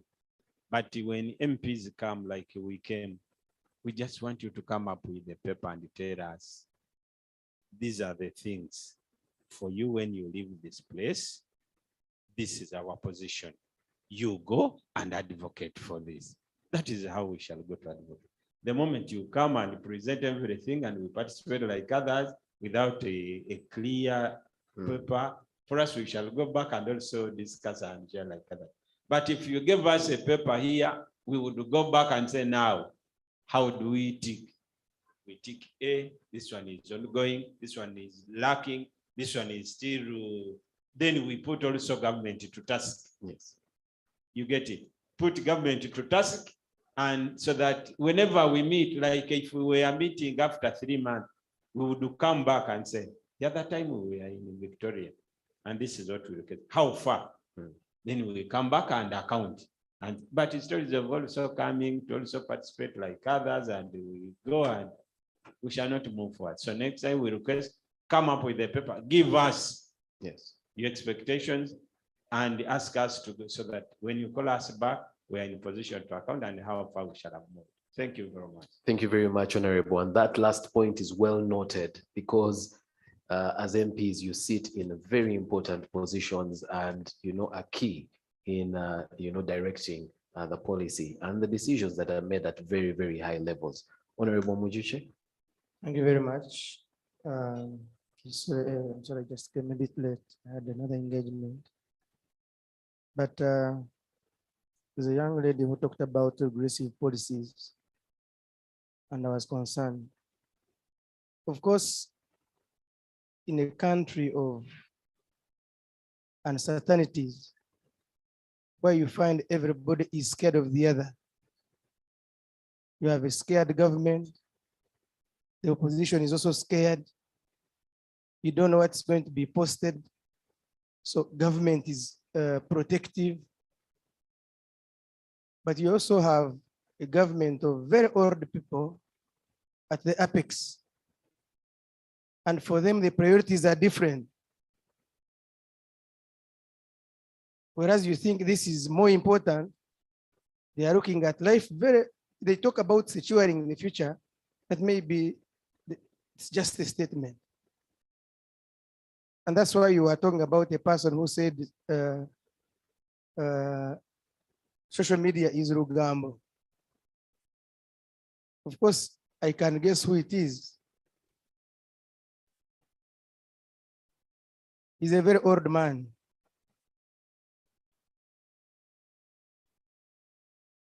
The other day he said he doesn't use big phones. He uses very small phones, Katochi. But then I see him posting. I say, now, does he use this Katochi to post? Is somebody doing it for him? How does he communicate with the Bazukuru? But some of these things are challenges we go through as we push. So as members of parliament, you can say we're going to push, but we are also in a very difficult environment where you have people who are scared of many things. Because, for example, if Facebook was about elections, they ended. So what is the problem now? And there was a time government was not scared of anybody posting anything. But as you go down becoming unpopular, then you're scared of what people post, what they say on radio, what they send to each other. And that is what we go through as a country. Then, of course, when you want to squeeze every coin from everything, because the economy is not doing well, you want money from everywhere, and they would be taxpayers are not paying because they are your friends, they support you in campaigns. Now you have to go for every coin where you think it is easy to collect money. It is not easy to avoid payment because the young people must use social media, so you must get money from there. And that's why the person moderating, when my friend here talked about the misuse by the youth, the young people, who is not misusing it anyway? It's because what even with the youth who are doing then was not, the other people would not see because there was no way they could see. But I really don't want us to use the young people misusing the technology as an excuse. Because at the end of the day, as a leader, I am looking at business, how the cost of running business will be easy, will be cheap because of technology. How technology makes life easier. That I don't have to run, I don't have to go to Weju. I can send money and an activity will happen. So I think as the leaders, we must do whatever is humanly possible to make these necessary interventions so that we promote technology despite the challenges that are with it, because these challenges are also everywhere. I want to thank you for the opportunity and pledge my support to make sure that technology is prioritized and we get the best legislation and resources, push it forward despite the other people I told you about. Thank you. Thank you very much, Honorable Mujuche. I am not going to add anything to what Honorable Mujuche has said. I may get into trouble, but I will just say that that time, those few days when the internet was completely shut down, I was supposed to be submitting my assignment for a master's course I am doing in a university that is not here. And yeah, those 3 days were totally off. When we came back on, I wrote to the university and they told me I should have informed them before. I had to pay to redo that assignment. I wondered if government, was going to pay my, 400 pounds for that paper. But I discovered that there are people who lost billions of shillings because of transactions they were doing at the point.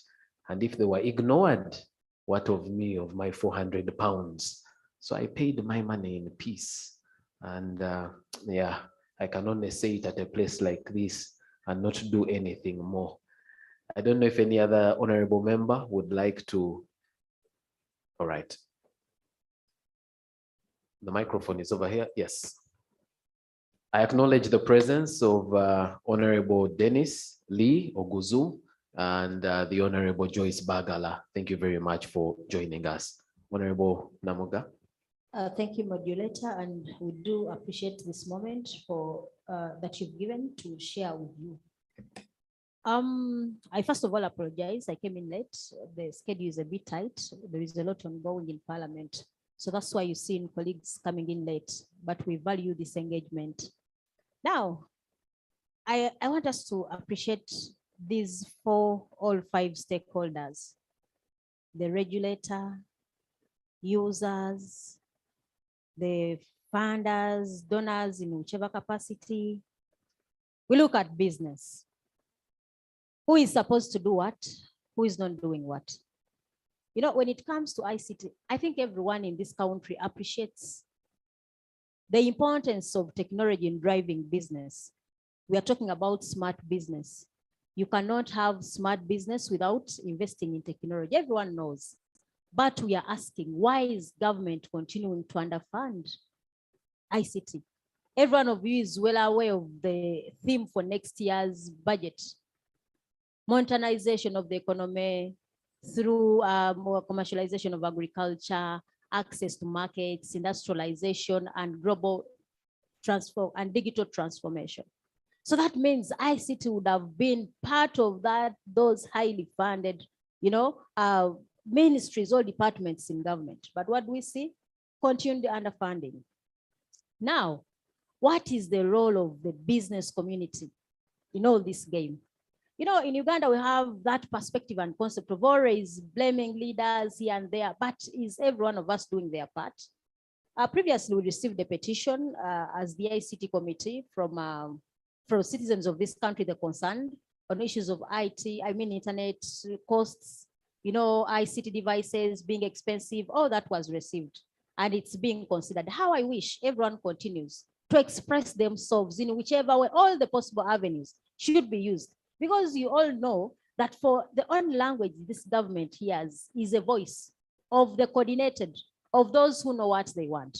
So what should we do as those who think that we can drive this country through ICT? As a committee, we are very committed, and good enough, the shadow minister, Joyce Bagala is the shadow minister for ICT. Mine is Science, Innovation and Technology. She will elaborate on the alternative that we've given to our sector. But much as we have the commitment, how can we push for every stakeholder to do their part as we do engage government? When you look at smart business, Uganda has not transformed yet from the 2G. We still have the phones of this phone of the Jaja, the Mapesa. We don't know whether it is because of Jaja promoting the Kapesa that is the reason as to why we cannot have the smartphones. How many of those Ugandans are using smartphones? And how are you going to do smart business when you still, you are still on 2G? So before even we go into smart business, are you prepared to embrace technology in doing business? The reason as to why the cost of production is still high in this country, we are still doing analog. Business is analog. People still have to travel from point to point to transact. So I think there is a lot to do through advocacy, through whoever is concerned. As Parliament ICT Committee, we are ready to engage whoever is interested to ensure that we move this country to another level. The cost of production in this country is simply too high. Reason, technology has not been embraced. This is a time when government is saying, digital transformation is the way to go. But when it comes to budgeting, do we see digital in your budget? So as Comrade Kibalia said, can we have your document for input as the ICT committee to see where to begin from? And equally encourage, advocate for other stakeholders that are concerned. Because, with the voice, government can always act. Lastly is capacity, devices, counterfeit products on market, ICT products on market. The business community is complaining, but they are the ones who import these. So as you blame government, why do you continuously bring in, funny products on market? Everyone that makes anything can have access into the country. So as we look at government, what are we doing? I think this brings in the concept of mindset change. Government is going to spend a lot of money on mindset change because we don't know what to do. So I think it comes back to all of us. How do we do each and every part? If we are looking at the whole chain, we should look at value addition on every part of that chain if you are to have an ICT productive generation. Thank you. Thank you very much, Honorable. Somebody online is informing us that MTN Freedom Bundles and Airtel Chillax do not expire. But they are not cheap bundles, I warn you, they are not cheap. And so right now, where you need to decide whether you buy half a bar of soap or a full bar, some of these bundles may to be a problem. Somebody says, thanks, CIPESA and all stakeholders. I think going forward, technology is the way to go. But for everyone to benefit, I think government and policymakers should think about the access of internet everywhere by everybody. And by that, I suggest that the Wi-Fi issue around the country should be revised. I think the last time I checked, government had done Kampala, surrounding districts, and I think 11 up country. Yeah, probably we'll have to inform them that the districts were also increased. Yeah, there are more districts in the country. Unfortunately, the participants from the Ministry of ICT and National Guidance have not been able to join this conversation, but I believe that CIPESA will have platforms where they will share with the ministry responsible some of the deliberations that have come from our conversation today. Honorable Bagala. Oh, okay. Thank you so much for this opportunity. Once again, my name is Mpindi Bumari, a represent person with disability in Parliament. I want to appreciate SPESA for this kind of engagement, and more so for being inclusive in whatever you are doing. You know, people are talking of ICT But for us in the disability fraternity, almost without ICT, we cannot exist. Our brothers and sisters with visual impairment, they use technology to communicate, to write, to do everything. If someone has a visual impairment and she cannot access technology, then she will never write reports, she will never use the computer, she will never use these smartphones. So you see, it is really important for the country to address itself on issues of ICT and technology. I want to request you to sensitize the masses. You know, many people don't know the power of ICT, including government officials. That's why you see when it comes to budgeting, the budget is very, very minimal because they don't understand the power of ICT. So we need to engage many people. We need to engage different stakeholders for them to realize the importance of ICT. I also want to support what the Honorable Chibadia said, that you are lucky that you are having a committee of parliament on ICT here. You come out with what you want us to do. And for us, we will make noise, we will do everything, and eventually we will get what we want as the country. But of course, some of us are not technical in ICT. Actually, many of us, almost 90%, we are not technical in ICT unless you feed us with what you want us to forward. That is the only way we can achieve what we want. I think take that as something which is very important. If you can even in better days organize maybe a workshop for ICT. We are more than the number here, and you tell us what you want us to do, what policy framework you want us to push, and I am sure we will do that. We have a very good chairman who is technical in these things, and we will be able to achieve our goal. Thank you so much. Now I hand the microphone to the Shadow Minister of ICT. All right. Actually, before we go to the Shadow Minister in ICT, Honorable Mpindi, thank you very much. And yes, we did engage very closely with the chairperson of the committee. He's totally committed to what we're doing here, but because it's budget time, and you know the chairpersons of the committees do make up the budget committee, that's why he is not here. The vice chairperson was also supposed to come, but had another engagement, but he did something interesting. He owns a TV station, and he got in touch with the management at the TV station and said there's a very important conversation taking place at Sheraton. So go there. And that's why, you know, we have Smart 24, is it? Smart 24 here with us. We're also surprised to see them walk in, only to find out there were instructions from above. Honorable members, we value your time, and we are very happy to hear your commitment to actually pushing this forward. And, you know, I think Adrian and team, we've taken this very seriously.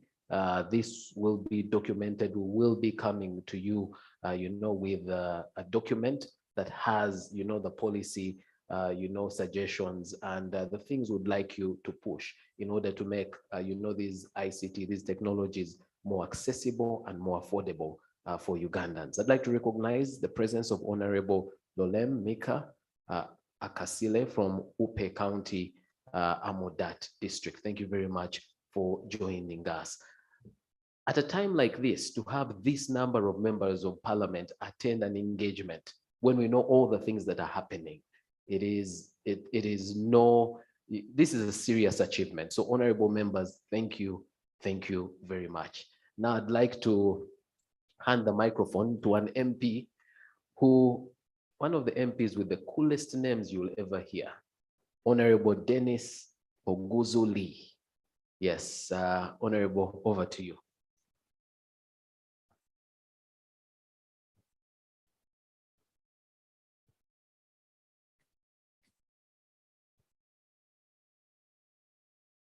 Thank you, Now, moderator. Many times when people hear lead, they imagine there's going to be a Chinese in the room. They often get rudely disappointed when they see a black skin. I want to associate myself with a lot of observations being made. Meeting, but also highlight that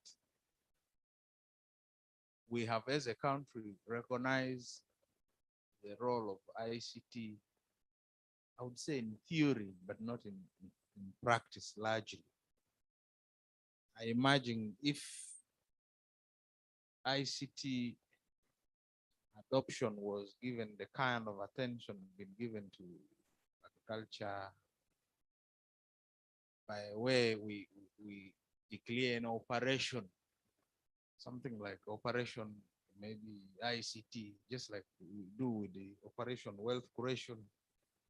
Probably you would see a number of devices in ordinary people's hands. That would mean more investment. So right now, over the years, I used to sit in the committee of ICT. The budgetary allocation is very meager. That tells you we have not appreciated the role of ICT.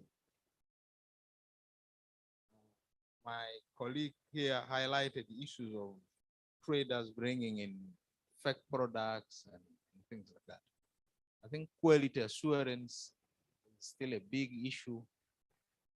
Honorable, I think it's very important. We must define as a country what the benchmark is, what kind of standard do we want? And it is on that basis, then the traders would be able to bring what we want. Not until we define what is acceptable and what is not acceptable. In ICT, we say garbage in, garbage out. So don't expect best results where you've not defined.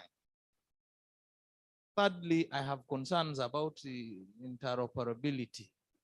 You will find a number of systems do not speak to one another. Right now, if you go to Ghana,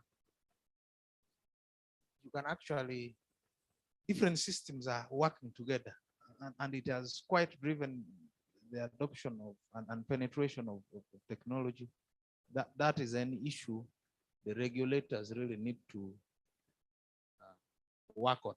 There was a time in this country, you'll find Airtel is now laying their own backbone, MTN is laying their own, government comes and is laying their own infrastructure. Until we push for the broadband policy, which address some of those challenges, but they still do exist, and I think we must push for interoperability as much as possible.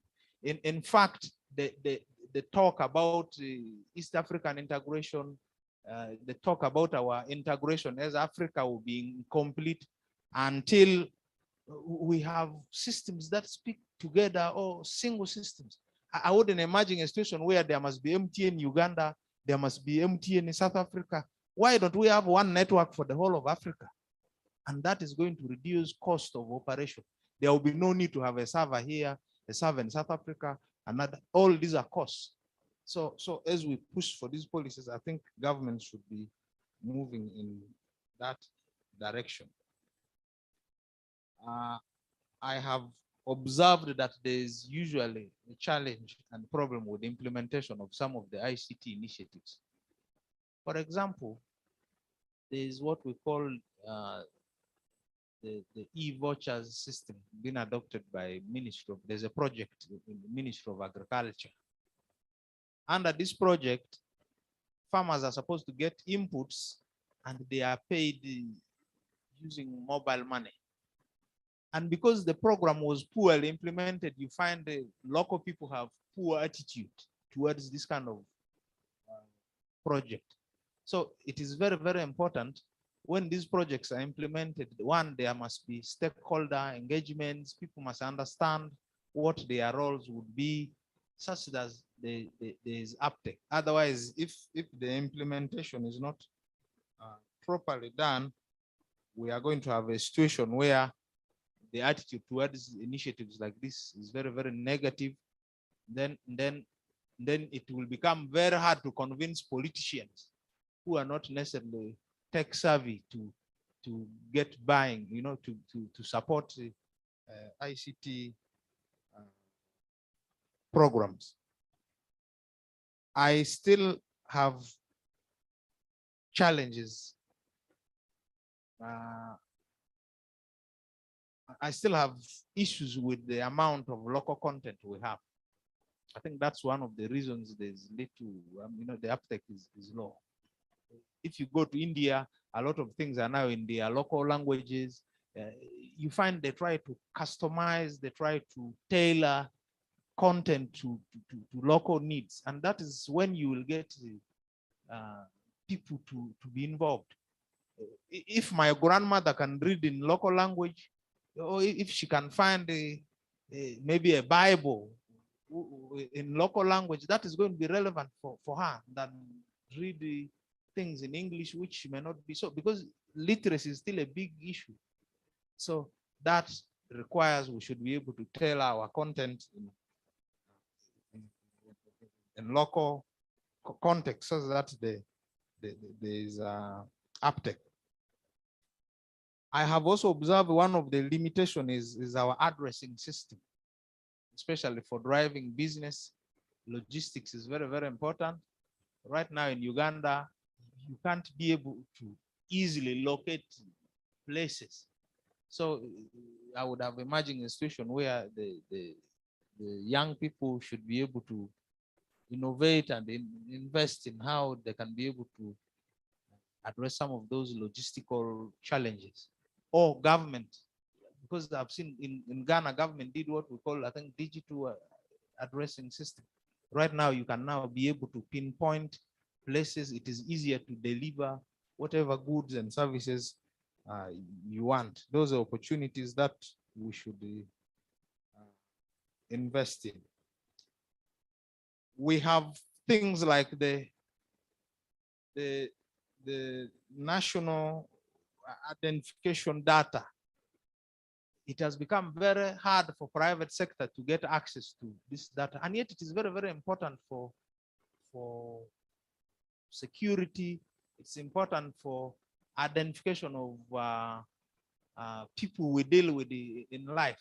So I would, from a policy point of view, want to encourage members to ensure private sector can plug into this kind of data. I don't need to go and reinvent the wheel. If I can be able to get access, regulated access to this data, I'm able to verify whoever I'm dealing with. And that guarantees a lot of things. So from a policy point of view, I think there's still more we need to do as policymakers. The only unfortunate thing is we know what is wrong and what must be done. The challenge is who can bail the cat. Because right now in Parliament, what gets done is if it serves an individual or those who control power's needs. As long as it is very helpful for regime survival, the uptake will be very high. But if it cannot guarantee regime survival, it is a failed policy. Even all these proposals members are giving here, they never get to say it on the floor of Parliament. You see, in meetings like this, they are hyper charged, but when we're in the house there, as long as it is not the other people's thought, you forget. So I would want us to, going forward, to ensure business needs drive ICT investments. It's not enough to say, let us bring this, let us bring that, let us bring that. As long as it does not address the business needs, as long as there are no return on investments, I think it will not be worth to invest, because it becomes unjustifiable. On the quality issue, I still want to ensure entities like UCC should be able to help. All these funds that come into the country and are not, they are now devices in other countries that are able to, certify if these kind of devices are quality assured. to my colleagues as we legislate, let us pay attention to the details. Recently, we passed the IACOP law. Before an individual lays any ICT infrastructure in this country, they're supposed to get an authorization from UCC. But you can imagine these same MPs passed that law and they have exonerated some entities from UCC looking at the. So what if they are going to deploy security risk devices in our country? Who takes charge? So, but this got done by MPs. How did it get done? Someone wanted it done urgently. So it is very, very important. It goes back to the voters. What kind of people do we bring here? Do we bring patriots who are ready to work for the country? Or we bring people who are ready to serve interests of individuals? And this reflects on the kind of policies we are going to have as a country. Thank you. Thank you very much, Honorable Guzuli. We're bringing this to a close. In a very short while, we will be done with our engagement here.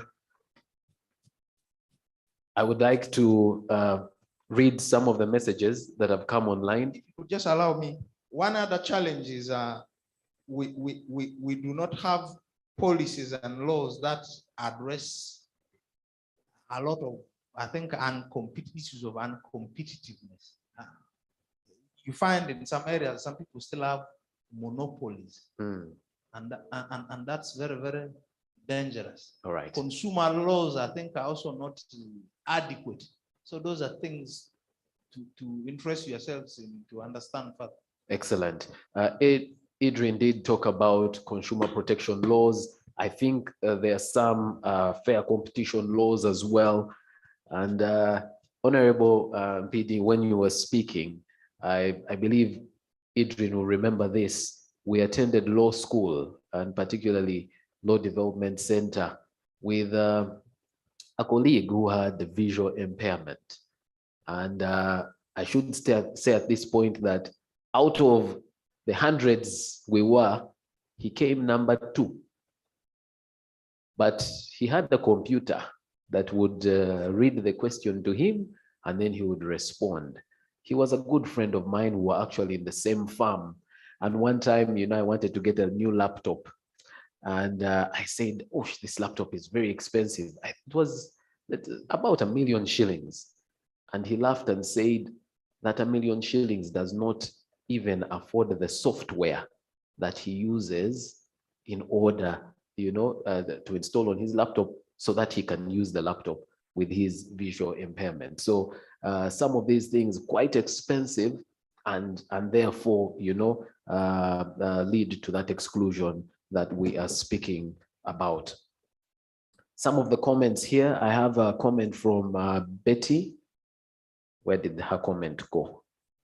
All right, let me find it. Just give me a second. Yes, Betty Mujungu says, I pray that CPESA shares a detailed needs report with the members of parliament in the meeting so that from that they are able to move digital freedom accessibility motions as well as more favorable amendments of policies to ensure practical digitalization.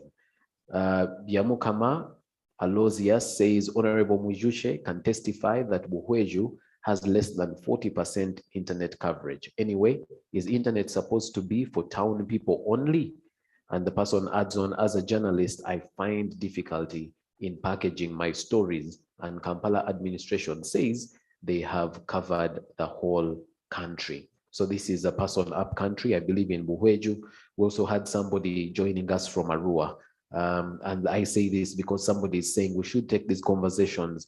This is Betty again saying we should take these conversations to the rural areas because these are not conversations only for Kampala.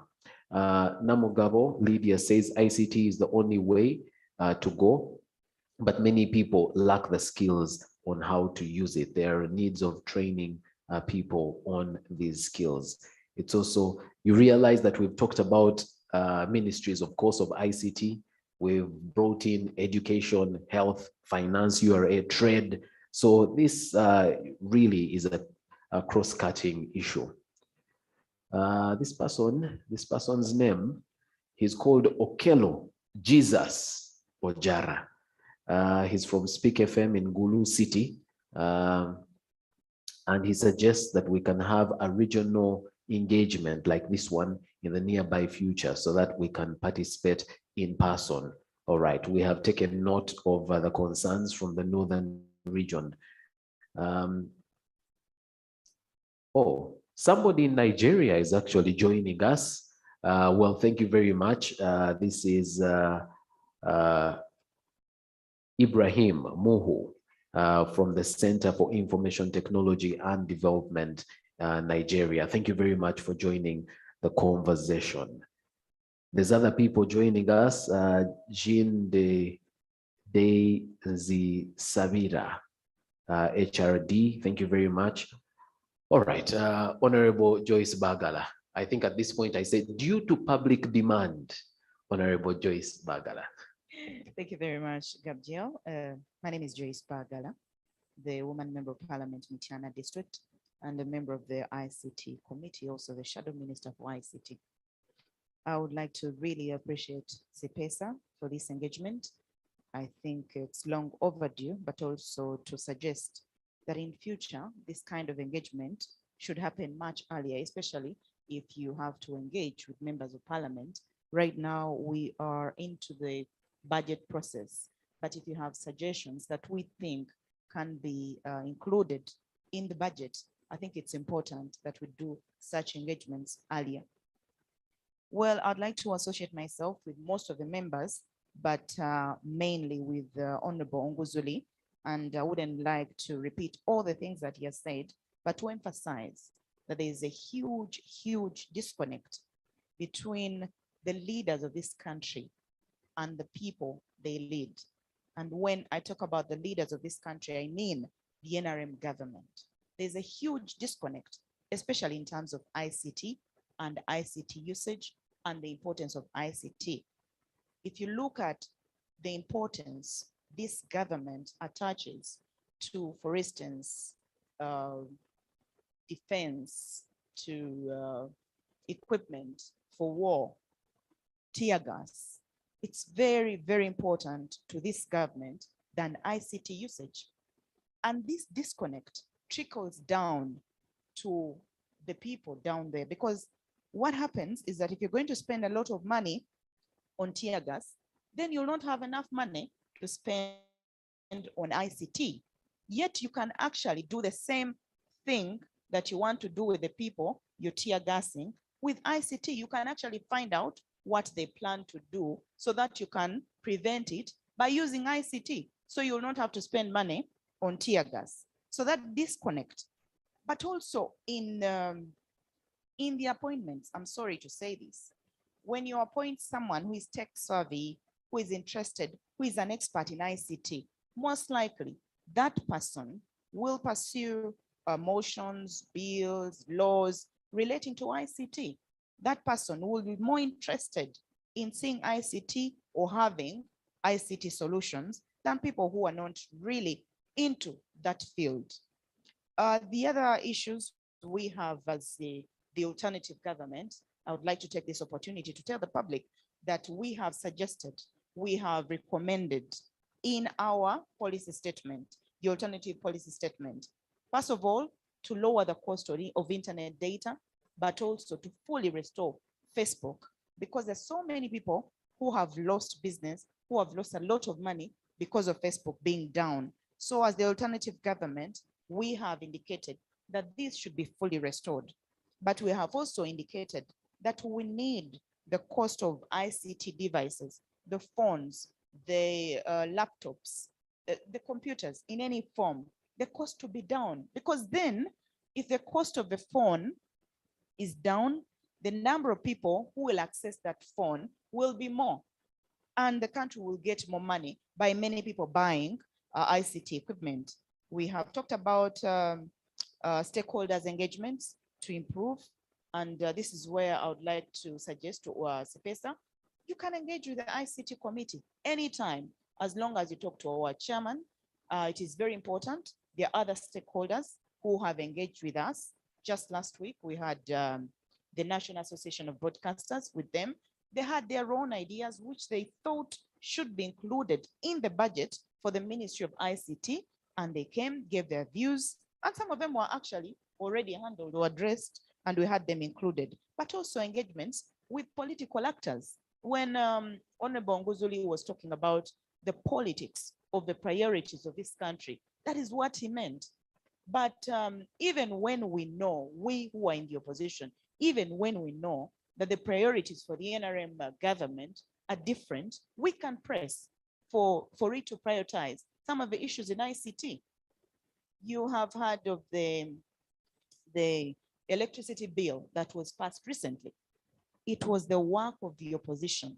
The leader of the opposition in parliament went personally to the Committee of Natural Resources and made recommendations which were adopted by the committee. And the bill, the way it was passed, all the suggestions were adopted. So if you could engage with the office of a leader of the opposition and engage other political actors, we can be able to do something.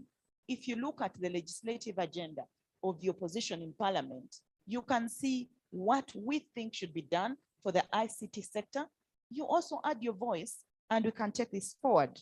And finally, the regional engagements are very important, but also to say, I had Gabriel actually saying, oh, the last time he checked, Kampala was full with Wi-Fi, which is not true, and you know it. But if Kampala is not covered with Wi-Fi, you cannot even talk about Mityana, Obuhweju, or Maogola. So I think those are issues. The engagements are very important. At the back of our minds, we need to understand their issues, and these issues are political, because this is ICT, but the most pressing issue in Uganda is also political. This government, if you look at the age of the people who are appointed in the ICT sector, the people who are working there, because if you look at the young people, if you go to Makerere University and other universities in this country, you'll find that we have very many brilliant young people who are actually doing so much in the ICT, even innovation. But this country, the leader will try to show you where his priority is by just the nature of people he's going to appoint to a certain sector. Because then, if I do not know how to use a phone, how then can I advocate for the usage of the phone? Thank you very much. Okay, well, thank you very much, Honorable Bagala. I thought we had a code in the media, because you don't throw a hot potato at the end, because now I'm the one holding the potato. What am I going to do with it? But would like to thank the MPs for being very candid about this issue, because it's an issue that has to be addressed. Again, apologies that we didn't have the participation of the Ministry of ICT. We're going to make sure that the deliberations, we have had are made available to them. I'd like to acknowledge the presence of other MPs that have joined us for this very important engagement. The Honorable Abeja Susan Jolie, woman representative of Otuke. Honorable, welcome. We've also been joined by Honorable Mutiwa Geoffrey Bunyole West. Honorable, welcome. And Honorable Feta Geoffrey, Aivu Division East. Honorable Feta, I think for you, you have internet. Yeah, but for us, Madi Okolo, nothing. We only hear stories about it. Yeah, we only hear stories about it. Ladies and gentlemen, we need to bring this to a close. You know that every time I tell people I'm from Madi Okolo, they think I am making it up. I'm actually from there, properly. In fact, if they chase us out of Kampala, that's where I'll go. Yeah, I'll have to start learning the language when I arrive, but yes, it's where I will go. Idrin, I'd like to invite Idrin, but even as Idrin comes, could we please appreciate ourselves for this deep conversation?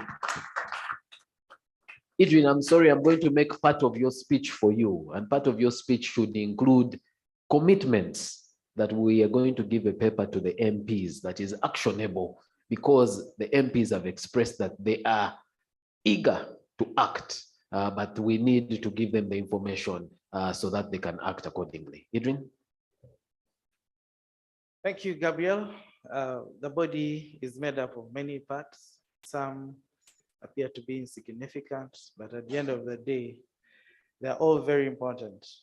So this house is comprised of people from different walks of life. We have members of parliament, we have people from civil society, we have people from media, and so on and so forth, our development partners. And I want to say thank you so much. We are much honored to have all of you present and taking part in this meeting. We are really overwhelmed by the number of members of parliament that have made it to this meeting. It really shows us that you're very committed to seeing that ICT indeed impacts and improves people's livelihoods in this country, and that it becomes an example for Uganda, for other countries on the continent. On behalf of CIPESA, I want to once again extend sincere gratitude for your active engagement, being so candid and lowering yourself to that level of being participants and taking part, not only that, even raising your hands. Thank you for the humility and taking part in this discussion. I want to assure you that CIPESA, as I noted earlier, has done a lot of work, and most of this work has quite a number of strong recommendations that are actually actionable and call for government action. They call for action from civil society, they call for action from the academia, they call for action from the media, and from action from internet service providers and telecommunication companies. So I want to promise that we are going to work on this following the suggestions and the plea made by the different members of parliament who are here. Very soon, we are going to come up with a short brief on what has transpired and what has been going on, and noting all the key issues that have been emerging from the work we've been doing, and we shall surely present it to you to see that everybody in this country benefits from our work, and that the ICT sector actually progresses, and including even the policy framework that becomes progressive other than being regressive. Once again, thank you very much. And I think I'm supposed to close the meeting. I wish to say that see you once again when we call upon you. Please make it a point to be with us. It is always a great honor to interact with serious citizens and leaders of this country, from civil society and the parliament and other government agencies. God bless you all. Wish you a good afternoon and the rest of the days to come ahead. And we look forward to you receiving our paper and fronting the issues that will be there for a better sector in this country. Thank you very much. Adrian has closed, but a special thank you to the members of parliament for coming for this event, for according it the importance that it actually deserves. Special thank you to the USAID Uganda Civil Society Strengthening Activity project. Thank you for making this possible, and thank you very much for being here and giving us welcome remarks, even on very short notice. All participants in your various capacities would like to thank you for being physically present, and please join us for lunch. The table over there is our administration table. When you go to that table, two things will be required of you. Number one is that there's a document you will fill in for a very humble transport facilitation, and then you'll also get a coupon for your lunch. Again, thank you very much for being here. God bless you.